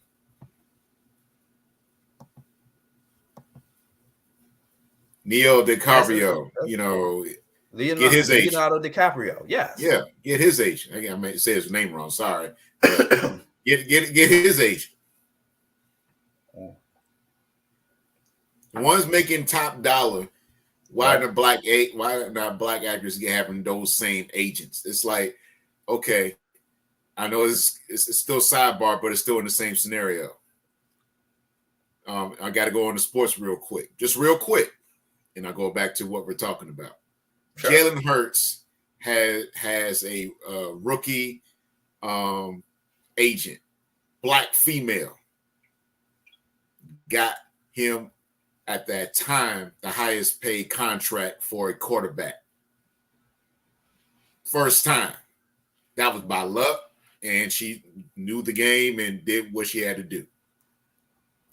LeBron James had his friend who started off in the agent industry, and he is a multi-million-dollar company now. So something's being missed if you're not going back to Taraji P. Henson. Something's being missed that is not being negotiated when they get these parts. They get lowball on payment and whatnot. Or like Taraji P. Henson saying, the math isn't mathing. Like I said, someone's not doing something correct in order to get paid right. Does she need to fire her agent? Does she need, really talk to her agent? Does she need to search what other agents that, like a Tom Hanks, has to see what is her agent not doing? What? Something is being missed. I'm glad you said that. I'm glad you said that because Taraji P. Henson recently revealed during a recent SAG-AFTRA conversation moderated by Variety's Angelique Jackson that she fired members of her team after her career hit a wall despite the global success of Empire, which of course, it being the Fox musical drama series that she starred on for 6 seasons as Cookie. Right. Who played the hell out of Cookie. Oh yeah, she said, quote, firing everybody after Cookie, everybody had to effing go. Where is my deal? Where's my commercial? Cookie was at the top of the fashion game. Where is my endorsement? What do you have set up for after this? That's why you all haven't seen me in so long. They had nothing set up. All they wanted was another Cookie show. Yeah. That's what that had to be done because you don't want to have her turn into a Jimmy Walker. Ooh. Being real. Jimmy Walker was used as a way of showing how stupidity works. And it worked for a long time until the end of the show. So they were looking a good time. Yeah, they're looking to see what is next on a show. I mean, on a character, not just a show, a character like Cookie. And I always said this for so many daggone years: negativity and sex sells. So, I can see why she did that because they were trying to head into that direction, and she was not going for it because she knows she's a better actress in doing stuff instead of just being a character named Cookie. She's better than I forgot her character name on Baby Boy. But she's a better actress than that, So Just because she does those type of scenes and whatnot does not mean that that's all she can do. Like an instance, what was that? I forgot his name, but the character played Bubba on Tom Hanks's movie Forrest Gump. Forrest Gump. Yeah. They thought because he played the role so well, they thought he had a speech problem. It's called acting. And he lost gigs because they thought that's how he really talked. But it's called acting. That's what he's supposed to do. That was the role he had to play. So he got lowballed and got low type of roles and whatnot, knowing that he's a good actor himself. Luckily, he was on, I believe, is on some Chicago TV series. I forgot which one. He's been in a lot of movies. He's been in a lot of movies. But I'm saying, since Forrest Gump, he got lowballed because of they thinking that he had a speech problem. I read that, so it's you're more than what you are, and that's why I wish we had more Tyler Perrys out there, not to mimic what he does, but kind of do the same thing he's doing. Get more chances, put more emphasis on Black and Latino actors and actresses and whatnot to do their thing, because that's what they can do. I heard Tyler Perry pays actors a lot more money than the other films that actors have been in that were directed by other folks that did not look like Tyler Perry. Right. Or that did look like Tyler Perry, but didn't pay them squat. That's what I like about Tyler Perry, man. I mean, I am so proud of him. I mean, I was not a great fan of his acting of the Medea. But I appreciate it because he was doing it anyway, because it was still a little bit different. But I appreciate what he's doing. But man, there's need more Tyler Perrys out there. I didn't say you gotta have studios or anything. Just do what Tyler Perry's doing. And I hope that what's his name, who's trying to own ABC? I forgot his name. Byron Allen? Yeah, I hope he does more similar things like Tyler Perry. He wants to own technically a white company like that, big time, multi-billion-dollar company. He wants to own 90% of everything that we watch. Yeah, and I hope he's going to put some Black and Latino actors into it instead of always resorting thinking that we all need to see number white folks. Look, I had a conversation with the EP of the Mental Space, Simone. I had a conversation with her offline. I was like, if Byron Allen buys BET, if he would have bought BET, it definitely would not have gone back to the BET that we grew up watching. Next thing you know, we would be watching Modern Family on BET. Like, what is this show doing on BET? What the hell? Byron on that. It's not going to go back. I don't expect things to go back to what it was. I just want to enhance to what it was. Enhance it. If you enhance it, that means more money.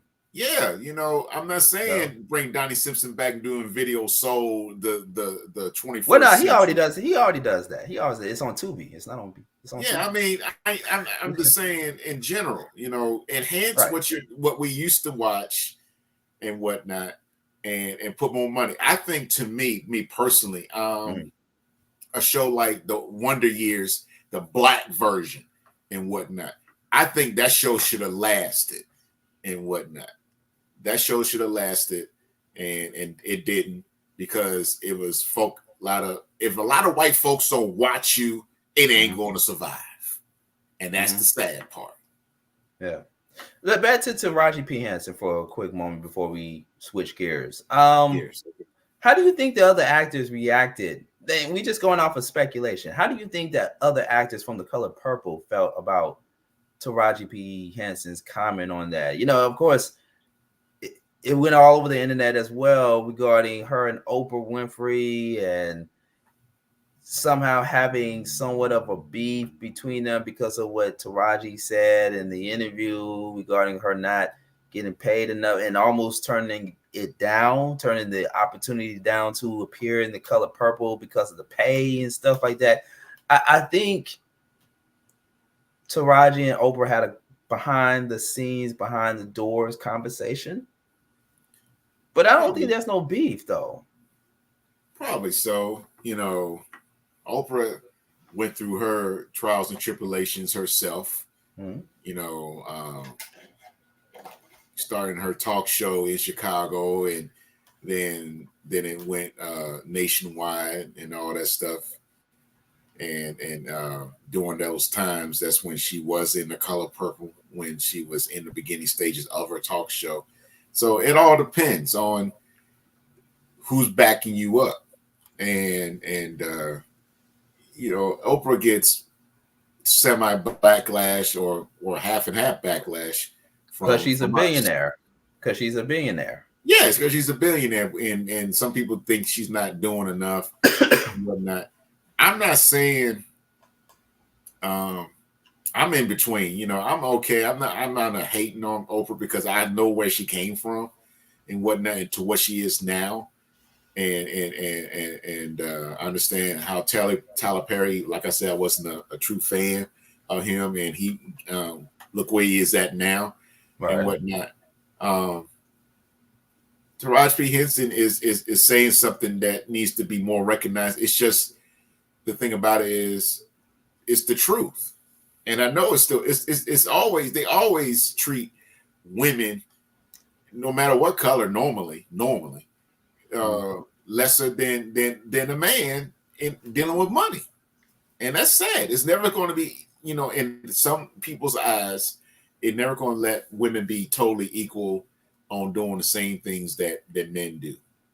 Because they're actually doing it what men do and almost doing it just even better at times. So they just are in, you know, back in the 1700s, as you said earlier in the show, and that mindset, you know, they don't want to accept it, thinking men and women are always beneath men and sticking that way, you know. So I don't know. It's just the sad part about it. I think there's some truth to that. However, goes back to my original statement. I think a lot of people are affected by just the pay period in Hollywood, in the entertainment industry. Because we've seen over the past few months this year with what happened with the writers, you know, the writer's strike. Right. That's why I'm saying this is beyond Taraji. Oh, yeah. You know what I'm saying? Yeah, because Black actors are not only being affected. White writers, white actors.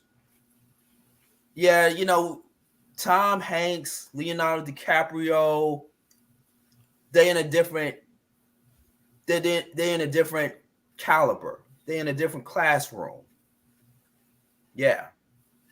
See, Jonah Hill, in one of the funniest and one of my favorite movies, The Wolf of Wall Street, for his role, based on a true story, for his role in the movie as Donnie Azoff. $60,000 for his part. $60,000. What year was that? When The Wolf of Wall Street came out? Yeah, what was that, in the late 80s, early 90s? It was the in movie? The 90s, early 90s. The movie? No. The Wolf of Wall Street came out in 2013.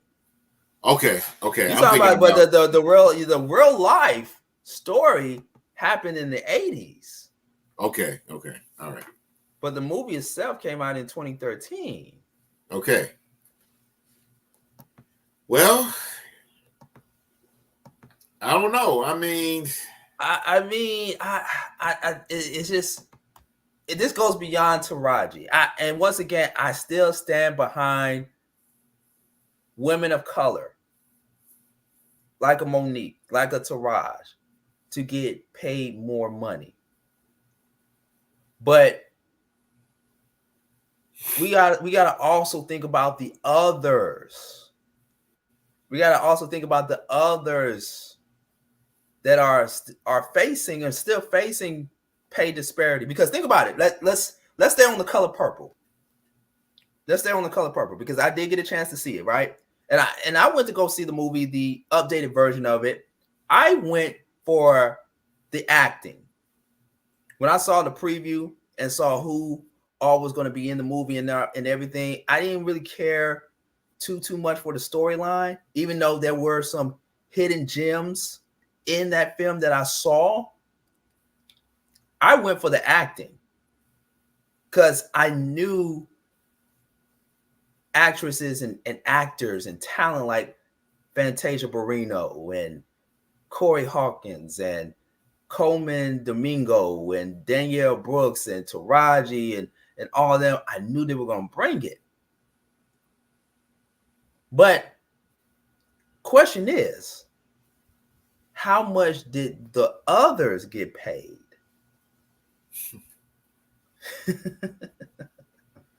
you see where I'm going? Like, what about them? What about them also? You can't disclose other people's money. They can't disclose it. They can't. They can't. But I mean,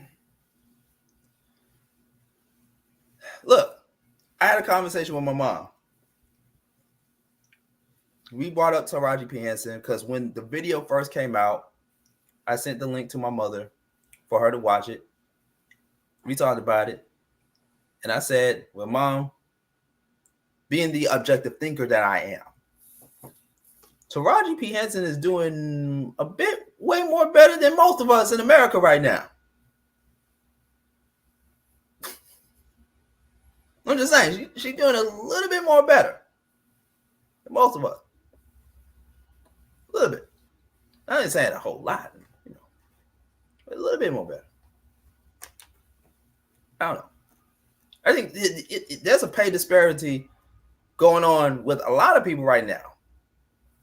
In this recession, in this economic climate that we in, this strange economic climate, there's a pay disparity going on with everyone. And so now going into 2024, we got to rethink our priorities and what we're going to be doing moving forward. So this ties into tonight's conversation on the rise and fall of Hollywood. Before you continue, come on. Yeah. I got to tell you this. I said this. I just looked it up. Baby Boy came out in 2001. Baby Boy 2001. That's why I said it had to be 2000. Well, according to Google, it was 2001. But yeah, like I said, she had 20 years in the game and she grew in the game, so she deserves the more pay and whatnot. She should not be getting less than $1 million for her role. Mm-hmm. Well, to be exact, it's 20 plus. It's 20 plus because we're coming up on my 21 years in radio, and I started in radio in 2003. So it got to be like 20, at least 21, 22 years for Taraji. Yes. Okay. We got to say 20 plus. 20 plus. 20 plus. So she deserves that type of money. When you have place, it's like this too. And math ain't bathing. he ain't saying this because he's still recovering and whatnot. Mm-hmm. Jamie Foxx is making sure that he's getting a check. If he didn't get slowed down from that sickness, whatever he has, he still ain't disclosed it. But people already speculating it was like a slight stroke or major stroke or something like that. Mm-hmm.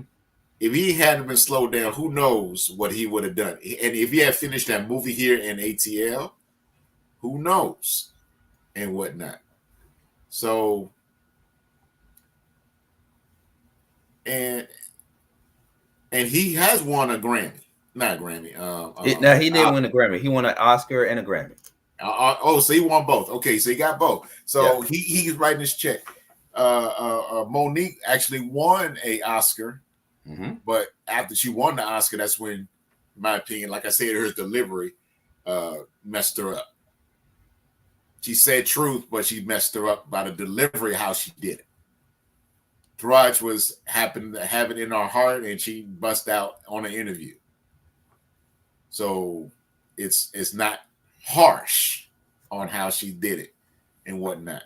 So she deserves it. She should not be getting any lowball checks on any projects or anything, especially if they expect the project to be really very big. So okay, that's just me. That's just me. And yes, you can go into Hollywood right now. It's just sad that certain actors and actresses of color are getting lowballed to this day, knowing that they made several millions, hundreds of millions of dollars, and they getting less than $1 million check for the role. You know what? I would love to bring somebody from a production studio or who used to work at a production studio and break everything down so we can figure out why the math isn't mathing for actors like Taraji P. Henson. I think we should do that in the new year. Is get an executive from a former executive, because you can't get an active executive to come on a platform like this, but to get a former executive, yeah, I mean, not so much of a conflict of interest. It's not that. It's just that, you know, you don't want to bring somebody on and tell it like it is, but yet they are active within that organization. Right. You know, gotcha. So, you know, we want to bring somebody that formerly is an executive producer or a production executive for that company and break all that down. I think we should do that in 2024 for the next Beat Break Morning Show episode. Educate us, enlighten us more about the game. Because I'm going to tell you something. Just like with music. Y'all saw that Breakfast Club interview with Leon Cohen, formerly of Def Jam. Mm-hmm. He showed you what it is. He told you what it is. Leon Cohen, Def Jam, who helped sign artists like the late and great DMX. A lot of the artists that made Def Jam what it is. A tall 6'2", 6'3", 6'4", whatever height he is, white man, Caucasian man, telling you what it is on a black label. I'm just saying. But I think her outcry is going to help spark change. And if she decide, well, that's the question. Like, how soon? We don't know. We don't know. You know, I mean, Hollywood is already in AI mode. Yeah, no. It's already in AI mode. And it's like, well, shoot. Yeah, Taraji can say what she wants and everything, but do we really need her? Yeah. Because, you know, because it's other Taraji P. Hensons that are out there. You saw what they did to your boy Jonathan Majors. There's another Jonathan Majors out there. And really quick, because we're not going to dwell on that so much, but just to pivot again. Reason why Jonathan Majors is going through what he's going through is because he hasn't been in the game long enough, right, to get away with what he done. Right. Because if Will Smith was in his prime in 2022 and did what he did at the Oscars, oh yeah, you would never hear from Will Smith ever again. But Will Smith has been in the game too long. Jonathan Majors or actors like Jonathan Majors hasn't. Right. See, this goes beyond race. This goes beyond racism. Yeah, that's why Johnny Depp can get away with what he did, because Johnny Depp been acting since he was 12 years old. 13, 14, whatever. Right, gotcha. Yeah. Yeah. Will been doing it for 30 years, 30 plus years. So, hey. Yeah. Same thing with Nate Parker. Same thing with Jason Mitchell. If y'all don't remember Jason Mitchell, he was the guy that played Eazy-E from Straight Outta Compton. Another rising star who could have been in an Oscar-worthy or an Oscar-nominated movie by now. Yeah. And I'm not saying that Jonathan Majors did or didn't. We weren't there. We saw the video. Like, okay, come on now, bro. Come on now. He was being chased. He's being chased. Really. But then again, I heard from a birdie. Shout out to my New Yorkers. The reason why a lot of black men have relocated from New York is because the laws in New York are very, very strict against black men in New York. That's why Manhattan? You got to be specific. They still got the stop and frisk law in New York. They still got that law intact in New York.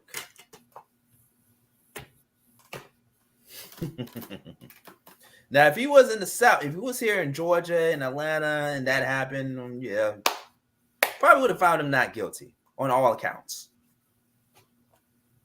But in New York, yeah. And see, DJ Wallen, you kind of know because you're from Baltimore. So, up there in those northern states, certain things, it depends on what part. That's why you kept saying New York. I say you got to say Manhattan. Everything happened in Manhattan, New York City. Okay. If that happened down in the Bronx, Brooklyn, Queens, anything of those cities, he would have got off. Well, but Roland, we're not talking about a black woman. You would never see that type of situation in the Bronx, in Brooklyn. You would never see that. You would never see that. And you know why you would never see that in the Bronx, Brooklyn, Queens, Harlem, Long Island, Staten Island. You would never see that. You would never see that. Because if you were to see that, Jonathan Majors would be in prison. Not on some probation and all that. Nah. Wrong person, wrong time. Shouldn't have been done in the first place. And whatnot. I mean, I don't know. It's just when you have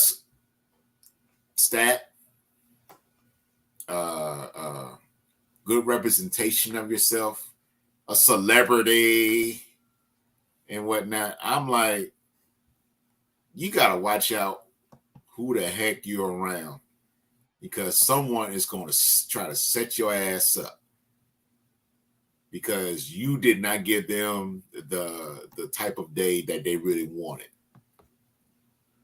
And they'll throw that type of stuff. I'm not saying all times. I'm not saying that it's going to happen like that on every situation, but that's just how it is sometimes, and that's what they will do. I mean, those are the type of haters that will always be around no matter what. This is a message for any black actor, young black actor. And entertainer. Gotta say entertainer. Well, entertainer. Well, but I'm saying primarily for actors, right? Right. Because because artists are different from actors. But if you're getting into this business, film, television, you need to get a mentor. For all my young Black actors, you need to get a mentor. You need to get a mentor like Denzel Washington, Samuel L. Jackson, Omar Epps. I don't know. Yeah, maybe Omar. Maybe Omar. You don't want to get too big. You don't want to get too big with Samuel and Denzel. Give us some Omar Epps. Yeah, I don't know, but I don't know. Maybe they're not on that type of vibe though, because Omar Epps is a very low key type of person. Like, but then maybe again, I don't know. I'm thinking of somebody more seasoned, more. Oh yeah, they're seasoned. Oh, I got you. Believe me, I got you. It's just that to grow in the industry, I would talk to a Lorenz Tate type of person, Omar Epps type of person. Right. And then hopefully in a few years, I will definitely talk to Denzel and all that, So that's just my opinion. I was thinking Denzel and Lawrence Fishburne or Samuel L. Jackson, because of them being older men, we don't know how much time they have left. Gotcha. Okay, gotcha. I say get them while they are still here. Gotcha. I absolutely agree. But those names that you mentioned, like Omar Epps and Lorenz Tate, those are good because I would say all the above, because you're getting a still young but seasoned in the game perspective, but you get an older and really seasoned in the game to make sure that you're on a straight and narrow if you're going to survive in this business. Right. And I think actors, sometimes young Black actors like a Jonathan Majors or what have you, I don't know. I mean, I'm not in their world like that, but I remember hearing actors, and I go back to Chadwick Boseman, you can tell that he learned a lot from a Denzel Washington. Yeah, Denzel paid for his acting school. Yeah. That's why but not only that, but he learned a lot from Denzel Washington, how he moved, how he keeps himself, avoids himself from scandals and stuff like that. I mean, he said that there wouldn't be no Black Panther without Denzel Washington. So this is the type of guy that looked up to Denzel Washington. And when a person of that caliber looks up to a celebrity like Denzel Washington, you also looking at how they move in this industry. You know what I mean? Right. So if you're trying to get up to their level or trying to compliment them, you can't be doing all the things that you out here doing or associating yourself around the type of people that don't have all their marbles. Mm-hmm. So I don't know, man. Well, I'm still gonna see Creed 3 again. Again, like Michael B. Jordan. Don't say it like that, man. Don't say it like that. Don't say it like that, man. Don't say it like that. He's a handsome looking guy, but he ain't that handsome. Just saying. But Taraji, get that paper. Hope you get what you deserve. Color Purple. My quick review on it is that it was a good movie. Like I said, I went for the acting. Shouts to my mentor. Speaking of mentor, Reggie Gay, for inviting me to the premiere of the Color Purple before it was released in theaters nationwide on Christmas Day. I saw it for more of the gems. And what I mean by gems, I mean by the wisdom, the knowledge, some of the things that they talked about in the movie. I'm not going to spill the beans on some of the things that were in the movie, but let's just say that some of the things that were in the adaptation of the movie were not in the 1985 version of the film. So they updated it. Updated it. I mean, same era. Right. But they still updated it. Yeah. Absolutely. I heard. We're not gonna go into break. We're gonna keep it moving because DJ Roland and I gotta go. I really want to touch on this KRS-One thing, but really quick, I want to touch on American Fiction, another movie that I want to go see. The two good movies that came out. I heard good reviews behind American Fiction. Two movies that came out in December: Color Purple and American Fiction. Supposed to go up for an Oscar. Yes, already getting Oscar buzz. Yeah, it's been nominated for a Golden Globe. Mm-hmm. Yeah, I love it. I love it. Now that's what I call black excellence. That's what I call black excellence. Pardon my sarcasm from earlier today. I posed a question on social media. By the way, you are listening to the Beat Break Morning Show on 87 FM, 101 The Vibe FM, and also on Reach One Network, the Flow Television Network, and wherever you get your podcast from, Spotify, iHeart, WBS 87 FM, and WVBE, Louisville, Kentucky. We're in the third hour of the Beat Break Morning Show extended version. We had to make up for last night. Really quick, American Fiction, starring Jeffrey Wright. Some of you are like, who is Jeffrey Wright?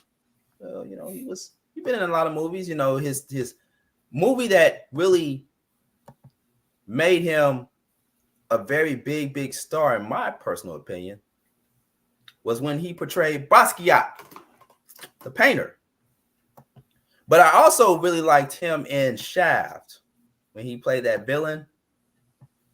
The Hispanic. Was he Hispanic? Oh, Latino? That's him. Okay. That was him, yeah. Cadillac Records, when he portrayed Muddy Waters. I loved him in that movie as well. You can tell he was definitely, I guess you can call it a method actor, but an actor who can play any kind of role. Really good at it. That's underrated. I think he's underrated. In my personal opinion, he's underrated. Let's see what happens in during the global awards and Oscar awards and whatnot, because I just hope, and I don't think it's going to happen, but I hope it doesn't happen. Wasn't like the 1985 version of Color Purple had so many nominations and did not get not one award. So hopefully that this movie that you're discussing gets one award so he can get acknowledged. That's how Taraji P. Henson got more of the mainstream, I would say. Yeah. Because she was more knowledge outside of Cookie and whatnot. Because we knew her way back when with Baby Boy. Yvette. Yvette, by the way, that was her character name, Yvette. Okay. Yeah. Yeah. So yeah.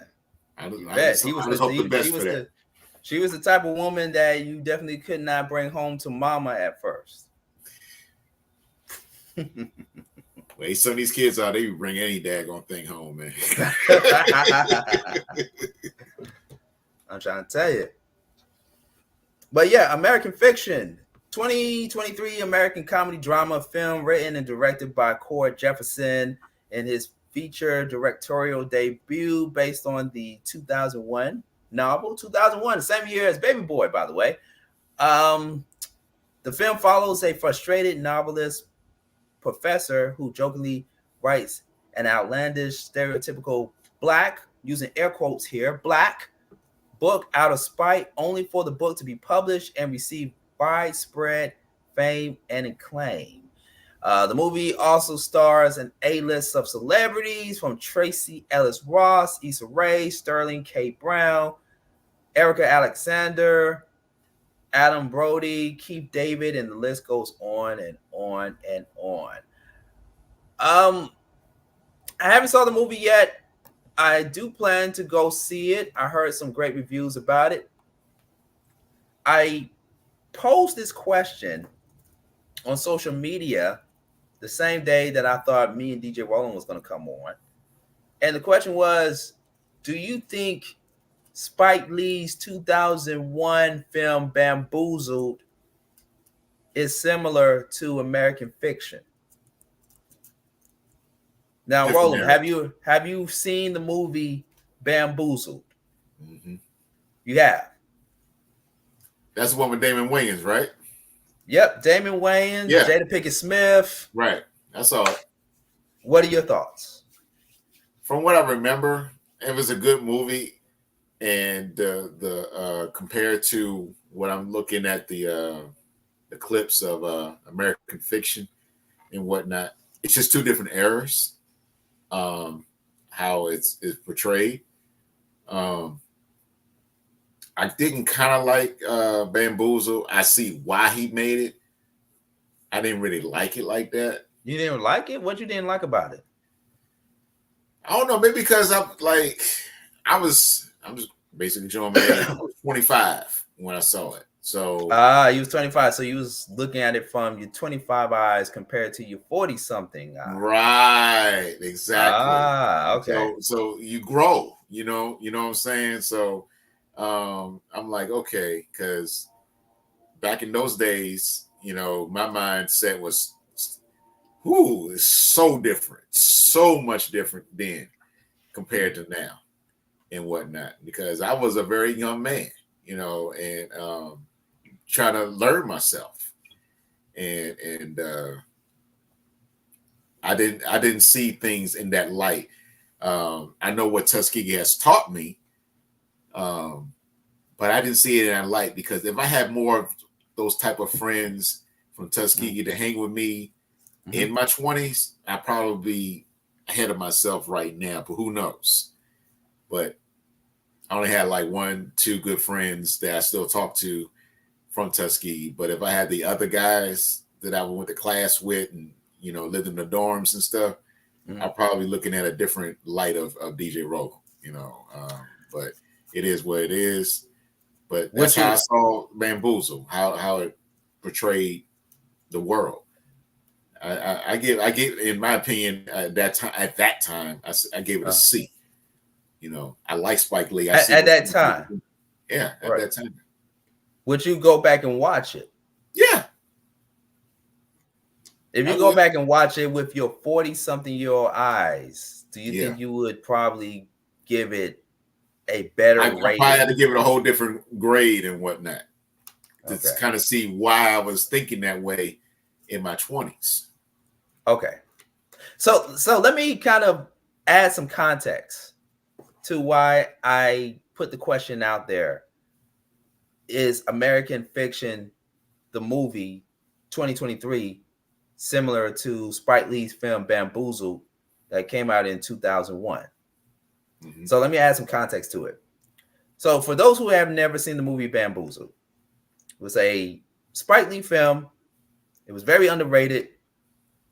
I wouldn't go as far as saying low budget, because he has made some low budget films, but it didn't hit the commercial success that I guess Spike Lee thought it would be, because it was a lot of controversial stuff that happened in that movie. So basically, Damon Wayans, who is the star character, the main star of the movie, along with Jada Pinkett Smith, Tommy Davidson, Savion Glover, who else? Well, what's the actor's name?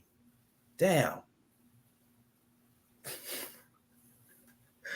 What is the actor's name? Michael Rappaport.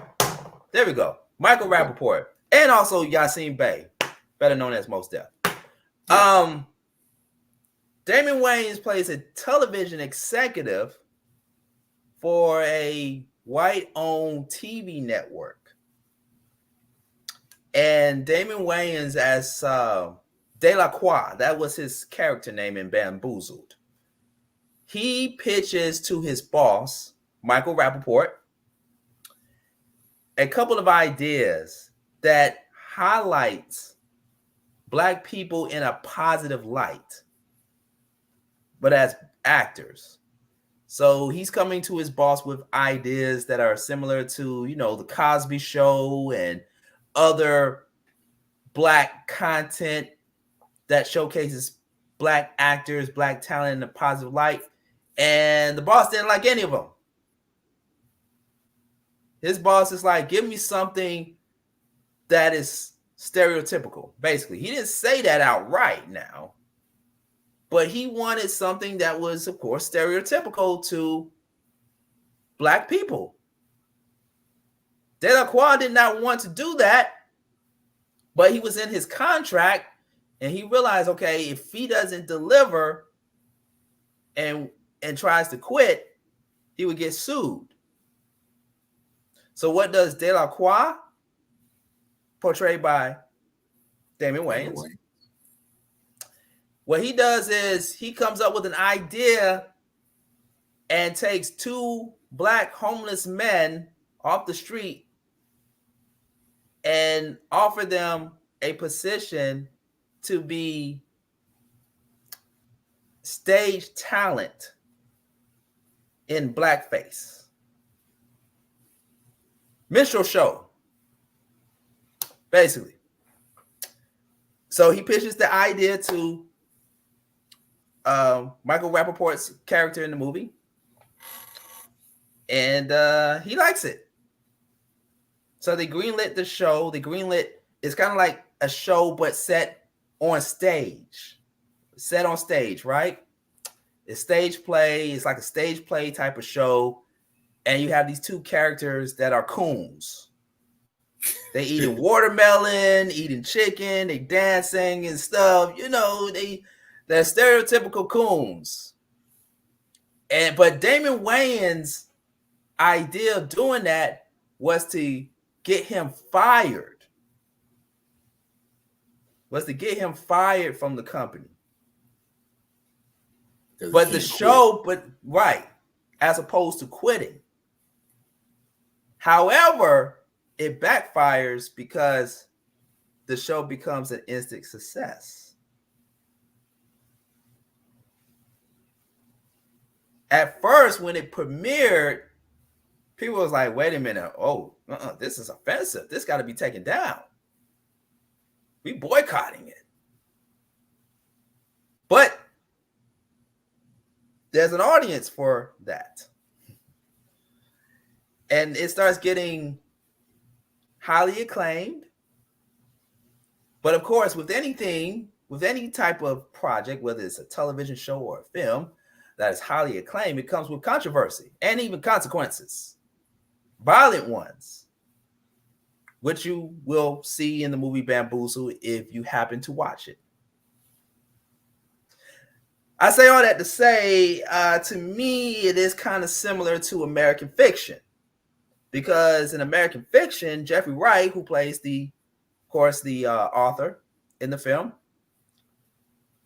he pitches ideas and try to get his ideas from off the ground to highlight Black people in a positive light through books, and it doesn't hit. Nobody doesn't want to publish it. Nobody doesn't want to put it out there. So what he does is, like what I just described earlier, the premise behind the movie, he makes a stereotypical book about Black people, and it gets acclaimed. It gets a round of applause. So that's why I asked the question, is Bamboozle similar to American Fiction? Now, DJ Rome said it's in 2 different eras. One is televised, which is Bamboozle. The other one is in a book, American Fiction. And I would say Bamboozle was a good movie. I saw, when the movie came out, I was what? I was 17. I was 16, 17 when the movie came out. And I looked at it differently than DJ Rollum did. And maybe because I had dreams of being an actor, but I also remember when that movie came out, it came out during the time where you had the WB and UPN And those two networks got criticized, especially UPN. That's why you said it. Right. It got, yeah. UPN got criticized a lot for some of the shows that aired on UPN and on the WB. Homeboys in Outer Space. Right. Yes. That's how I felt about it. Right. And you know what's so crazy, because DJ Rollum, I mentioned the stage play, Bamboozle, because it was set on stage. It was like a musical minstrel show that was televised from New York, right? We're talking about pre-Tyler Perry. Super pre-Tyler Perry. Yes, that movie came out in 2001. Tyler Perry's stage play was already making its rounds around that time before Diary of a Mad Black Woman hit theater. Right, that came out in 04, 05, something like that. Came out in like 03, 04, around that time. Bamboozle came out in 2001. So I'm thinking that Tyler Perry, or actually, I'm sorry, Spike Lee, got wind of what people like Tyler Perry was doing, but also was seeing what was happening with UPN and the WB at the time. Yeah. And put two and two together, and it was like, oh, okay. And that's one of the reasons why Tyler and Spike had that beef at one point. And yeah. So I'm looking forward to seeing American Fiction. And there are going to be I think there are going to be some things in the movie that will remind me of Spike Lee's Bamboozled. And if you haven't checked out Bamboozled, check out Bamboozled first before you go see American Fiction. And like I said, Bamboozled didn't get the same type of commercial success as American Fiction, because, you know, American Fiction is Golden Globe nominated. I wonder how Spike Lee feels about that. Because, you know, Spike Lee is an instigator. He's an instigator, and he doesn't hold anything back. My thing is this. I can't recall. I still remember when my brother took me to see Do the Right Thing. I still remember it to this day. And by attending the HBCU, I see where he was coming from with a lot of the stuff, especially with school days and whatnot. So I always definitely respected Spike Lee because he was doing something outside the box. And I knew it wasn't going to be lasting forever because of how he was doing outside the box. So I know he did change up. I forgot what movies he did that was more of a Wait, hang on. Hang tight before we because we got some people checking in. By the way, if you're just tuning in to the Beat Break Morning Show, we're talking about, because we got some people checking in on IG at Sean Garvey ATL. Shout out to Alicia F. Ooh, good, great. I'm sorry, I'm still under the weather, so I'm probably gonna be mispronouncing some names tonight. Alicia. Hey, how you doing, Alicia? How you doing? We're talking about American Fiction, the movie. If you haven't seen it already, is it similar to Spike Lee's Bamboozled? Have you ever seen the movie Bamboozled by Spike Lee that came out in 2001? Is it similar to American Fiction? You can check out. I know I gotta get it together. I'm sick. I'm under the weather. Charge it to my mind, not my heart. Check us out on YouTube, Beat Break Radio. That's where we're streaming right now. YouTube, Beat Break Radio, and on the Flow Television Network. I don't know if we are still on the Flow Television Network, but check us out on YouTube, Beat Break Radio. That's where we are having the conversation from. We are talking about American Fiction. The movie, is it similar to Spike Lee's Bamboozled? I'll put it in the comments section there. YouTube, Beat Break Radio. Just put it in the search engine box. Beat Break Radio. We're live. YouTube. We're also on Facebook. I'm also on Facebook as well. Sean Garvey on Facebook. I am simulcasting everywhere in the cyber universe. So you can check me out there on Facebook, Sean Garvey, or YouTube, Beat Break Radio. Check me out there, but I put it in the comment section. And we will, before we wrap things up, we definitely got to talk about the KRS-One and MC Shan response to the Hip Hop Grammys. But piggyback over to you, DJ Rollum. As you were saying about Spike Lee, go ahead. I was saying I'm still a fan of Spike Lee because Spike Lee started doing outside the box material. And in my eyes, I kind of knew it wasn't going to last forever. He's going to feel a certain type of way. He might already feel that certain type of way about American Fiction. But it is what it is. He's a type of, I would say, director. Yeah, basically saying what Ice Cube said. I just love making movies. I love putting some unique material out there. That's what he has done throughout his career. For a 40-year career, 40-plus year career, is what he has done, and I commend him on it. And just keep being you. Things are always going to be like, God dang it, why did I even think of this, or why are they getting acknowledged for this or that? That's just me. People are always going to see something. We're in a bigger world now compared to what he was doing, 30, 40 years ago. Much bigger world. A lot of the technology has changed, and now you said, and it's what it is now. That's what the writers were going for, because they want to get paid. AI is in place, so it's totally different. What is going on? It's to each his own. You just got to play the game, and figure out how to, how can I outdo this to make it be well known? That's just how I see it. Okay, fair enough. Let's go to the comments. No 7114 says the movies or characters that won an Oscar won under how they view us then and now. Nothing has changed. Yes, it is awesome to break into something that is not meant for us, but with dignity. Okay. I really respect that comment. It's okay. It speaks a lot of volume, because we're playing their game to be acknowledged in their world when we already been here in their world. So I feel that that's an awesome comment. Okay, keep those comments in. Beat Break Radio, YouTube.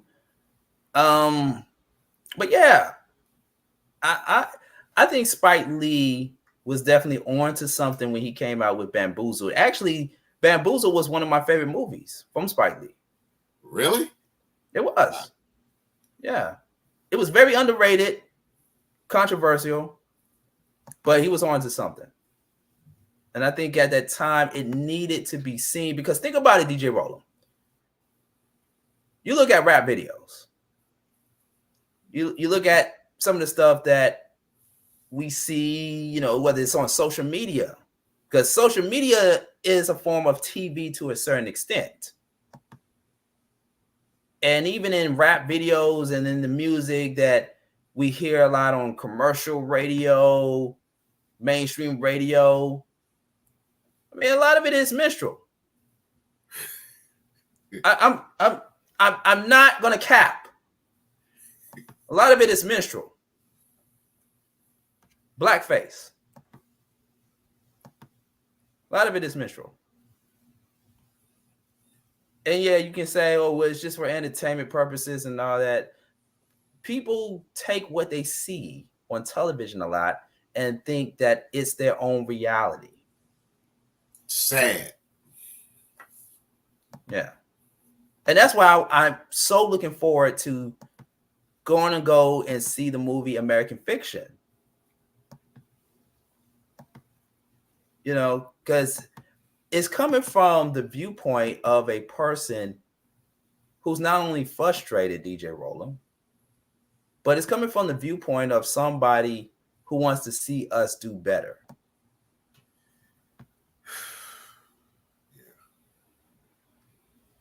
You know, and also prove to the masses that we don't have to put out content of us drinking 40s and smoking a blunt and women shaking their asses and rapping about half dressed and all that.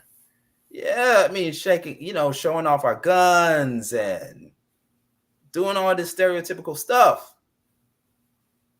that I sometimes see, or at times see on a daily basis on social media. Because now it has went from television and movies to social media.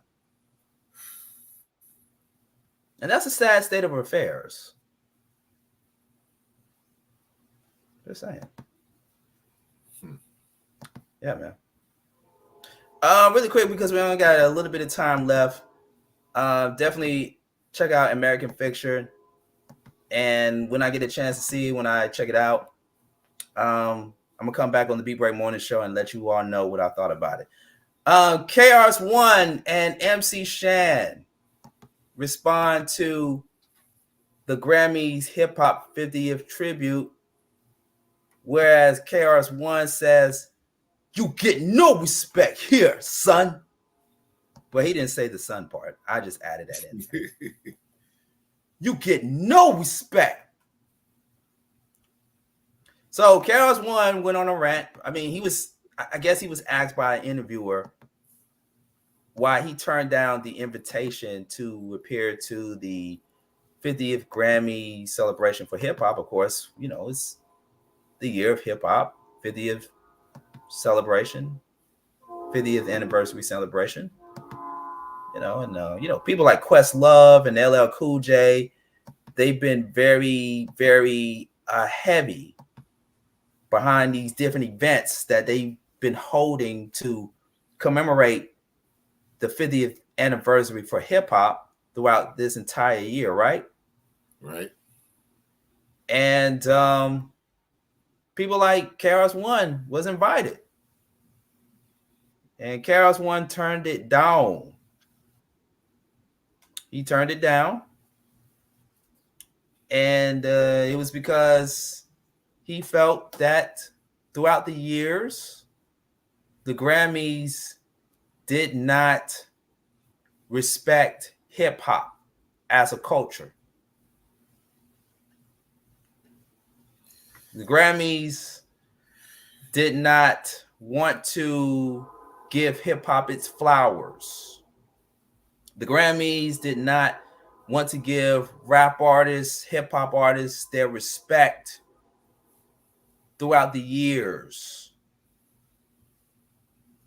And of course, MC Shan went on live behind him maybe a day or two after that and felt the same way. You know, what's your take? Here's my take on this. KRS-One is right about it. They did that for years. One of the things that Fresh Prince and Jazzy Jeff did back, well, I think it was 87. They boycotted the Grammys. Yeah, they boycotted the Grammys. They didn't show up. And there was a hot name group, you know, those two. I can see why. But here's the thing. It's like that year when during the Oscars that not one black movie got an Oscar, got nominated like crazy. I think they got nominated, but I know they didn't win. Mm-hmm. And that was the time when Will and Jada attended and whatnot. So I don't know. It's I feel what KRS-One has said. I don't disagree with him on that. It's like I said earlier, we got to be in their world to perform, to do our thing and whatnot. It's always been like that. Yeah, because it's their world. They started. We had Don Cornelius had to do his thing back in the late 80s to do the Soul Train Awards to try to be equivalent to the Grammys and whatnot, because that's what it was. Soul Train Music Awards, getting the Soul Train Award was just as big as getting a Grammy. And I'm like, see, because we got to do our own, because we respect our own. There's no way you can do a Soul Train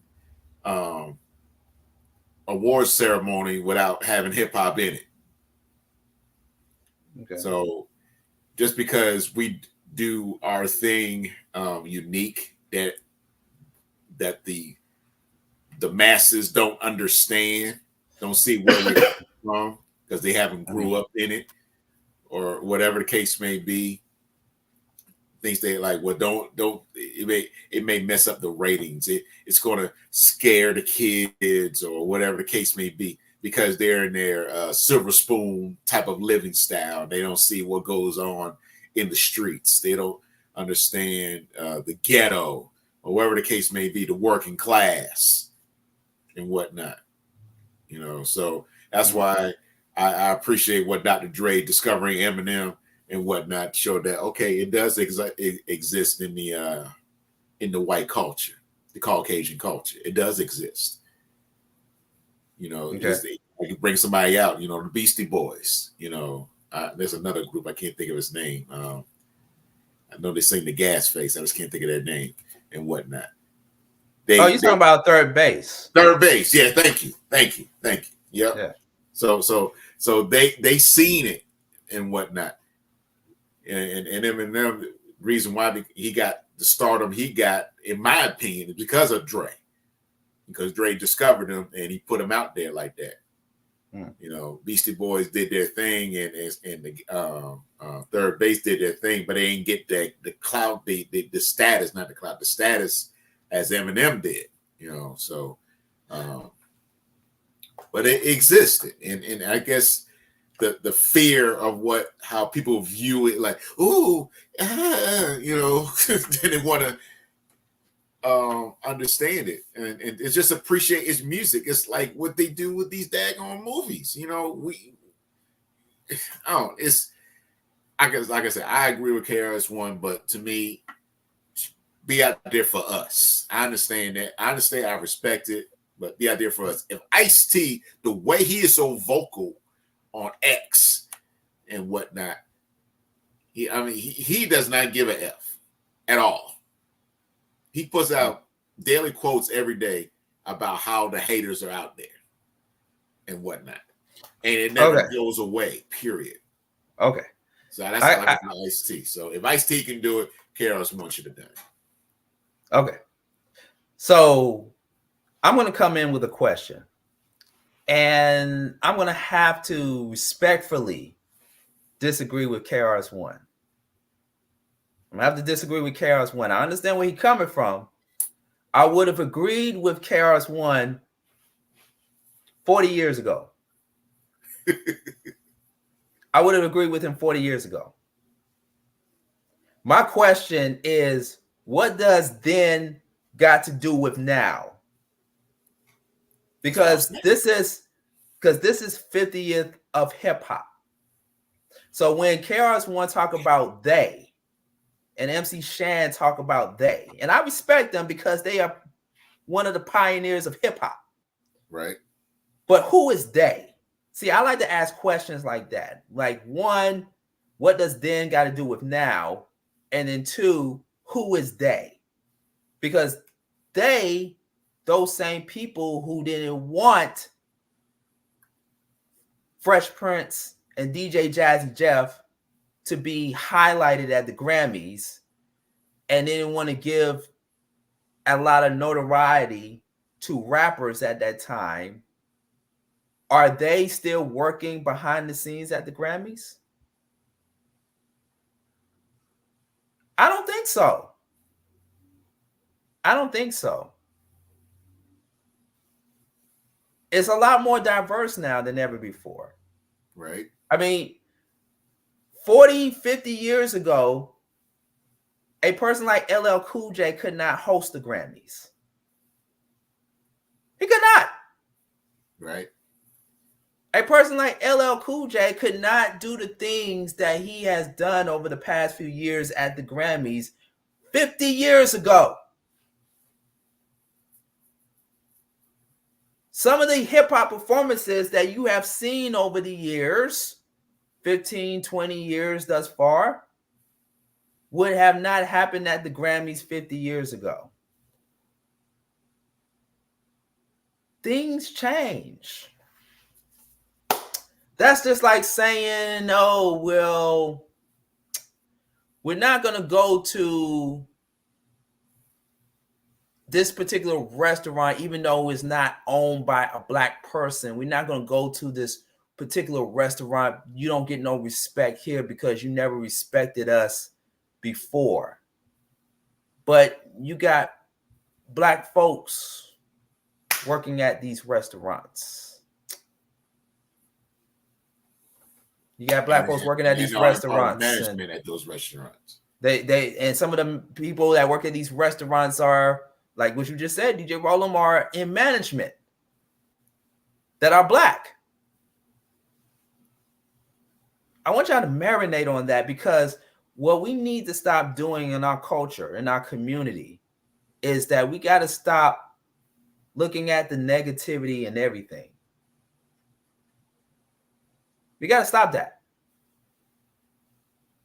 You know, and again, I respect people like KRS-One. I grew up to his music. I grew up. MC Shan and all them. The bridge is over. The bridge is over. You know. Whoop, whoop. That's the sound of the police. Yeah. I love those records and I love what they stood for. But, you know, this is hip hop's moment. Like, at least give us something. This is hip hop's moment to acknowledge and celebrate. And also, too, if you look at it from a young person's aspect, right? Or not even a young person, but a person who, of course, been in the culture 40, 50 years ago. Like, some of the younger people that watch the Grammys probably did not know who a Kool Herc was. Probably didn't know who a Slick Rick was. Probably didn't know who the Fat Boys were. Probably didn't know who the Beastie Boys were. Probably didn't know who Grandmaster Flash and the Furious Five were. Probably didn't know. Sure enough, they didn't know that Ice-T was a rapper. They like, what? I thought he just played in SVU all the time. No. Former pimp. I'm just saying we got to be a bit more open-minded these days, because things have changed. Things have changed. We don't know what could happen next at the Grammys next year, you know, from this 50-year celebration. And also, to DJ Rollum, they allowed Fresh Prince, Will Smith to perform a reunion, a DJ that you look up to, DJ Rollum, DJ Jazzy Jeff. Sure don't do. At this celebration. Almost a year, not almost, a year after his historic but yet tragic moment at the Oscars. Right. I see my boy Precise. He just charged. He's on Instagram. We're just talking about your boy KRS-One and MC Shan. Shout out to Precise. Shout out to Precise. We're running out of time, man. I wish you could be on this convo. We're talking about KRS-One, MC Shan responding to the 50th Grammys. I disagree with KRS-One and MC Shan. I'm sorry. I'm sorry. I mean, hey, you know, they have the right at the end of the day. They have the right to turn down the invitation, or at least KRS-One, because MC Shan didn't get invited. I don't mean that in a disrespectful way, DJ Rama, but I know. I mean, everybody in hip hop didn't get invited. Everybody. I mean, come on now. Everybody. Do you think the Far Side got invited to the hip hop Grammys? Do you think Diggable Planets got invited to the hip hop Grammys? Do you think who else? That I mean, we talking about a genre of 1 million MCs. A genre of 1 million MCs. Everybody didn't get invited to the party. As a DJ, it's like I like giving props to 50 years of hip hop, and it's hard to even put each and every person that participated in this great episode of 50 years into within, I'll say, 4 hours, because it's just too many to put in that from 73 to 2023. It's just hard to do that, and it's that's why I say I agree with KRS-One, but and I see what you're saying from that. It's just that, come on, I mean, we're looking at the celebration of it.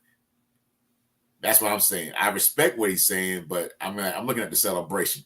That's why I say I look at how Ice-T is.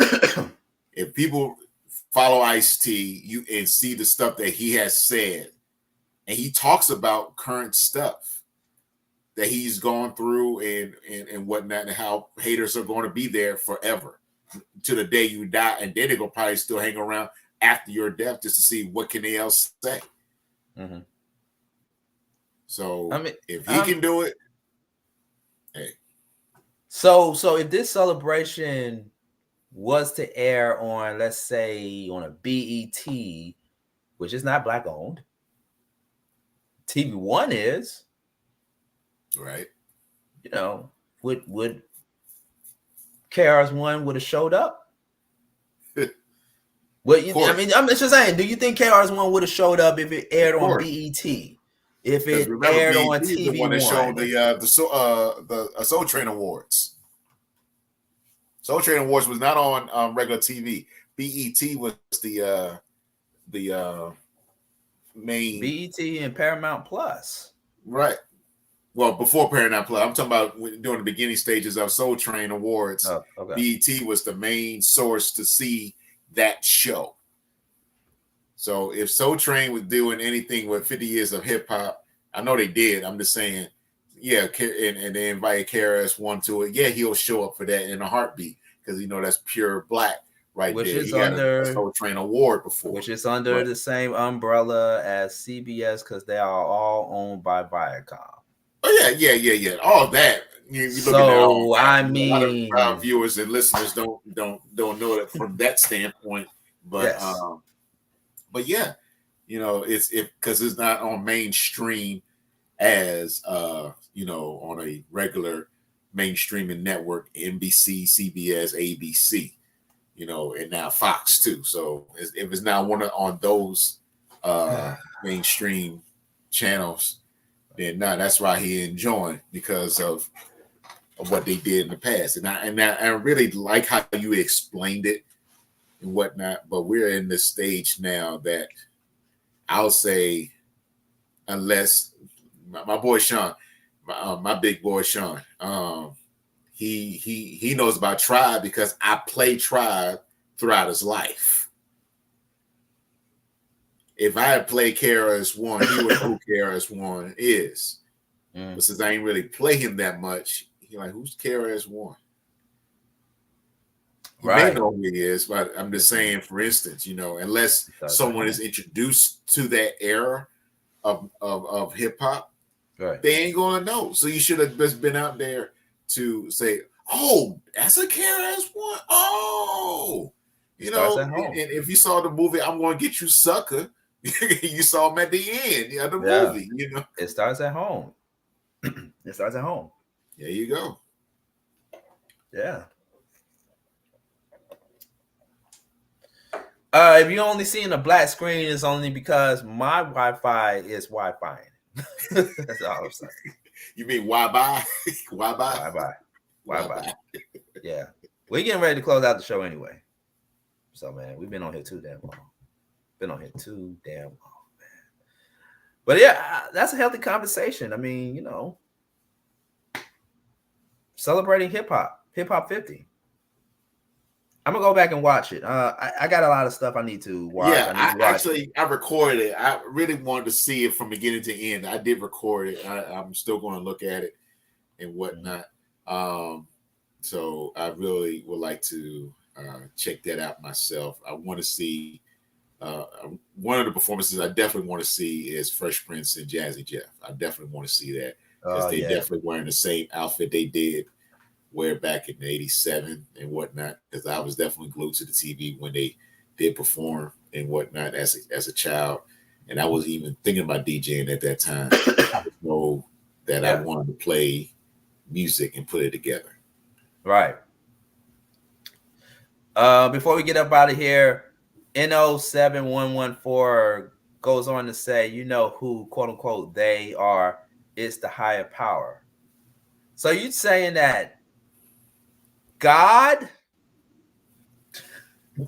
No, she's saying that God was responsible for not letting rappers get the same kind of shine as the other artists from different genres at the Grammys, historically speaking? Is that what you're saying? Is that what?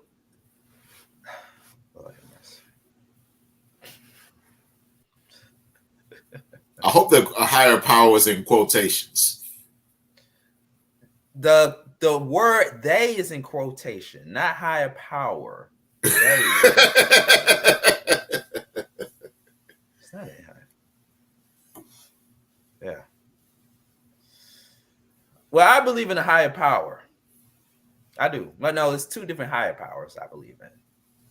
The one that you worship to and the one that, you know, you get high to. Those are the only two higher powers I believe in. Oh, but after this week, I'm definitely going to go seek those two higher powers.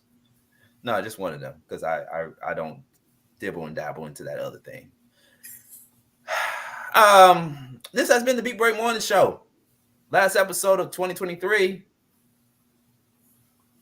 2024 is a coming. Looking forward to it. Where can people follow you at, DJ Rolo? Always follow me at DJ Rolo on IG. I can't say Twitter, X. Twitter X. Bro. And DJ Rolo Townsend on Facebook. And before we go into it, I'm going to say this real brief, that DJ Rolo finally will be have his debut date on Twitch on this coming Friday, December 29th at 10:30 p.m. Eastern Standard Time. I believe 7:30 Pacific Standard Time, depending on what part of the country you're at in the world. I don't know. Just look at it from the American style of time. But yes. Congratulations on the new move to Twitch. Very proud of you. You know, you paid your dues. And yeah, man, and you get an enhancement. You get an enhancement to be streamed live on Twitch. Everybody's on Twitch, or at least almost everyone. I'm not on there yet. Yeah, I know. And that's what I'm trying to get you on there. But you'll eventually fall in. You'll probably fall in through eventually. Yeah, one platform at a time. Right. One platform at a time. You know, of course, Roku TV channel Honey, January 1st, just around the corner on a Monday, New Year's Day. So we're going to have some stuff up there, mostly on-demand content.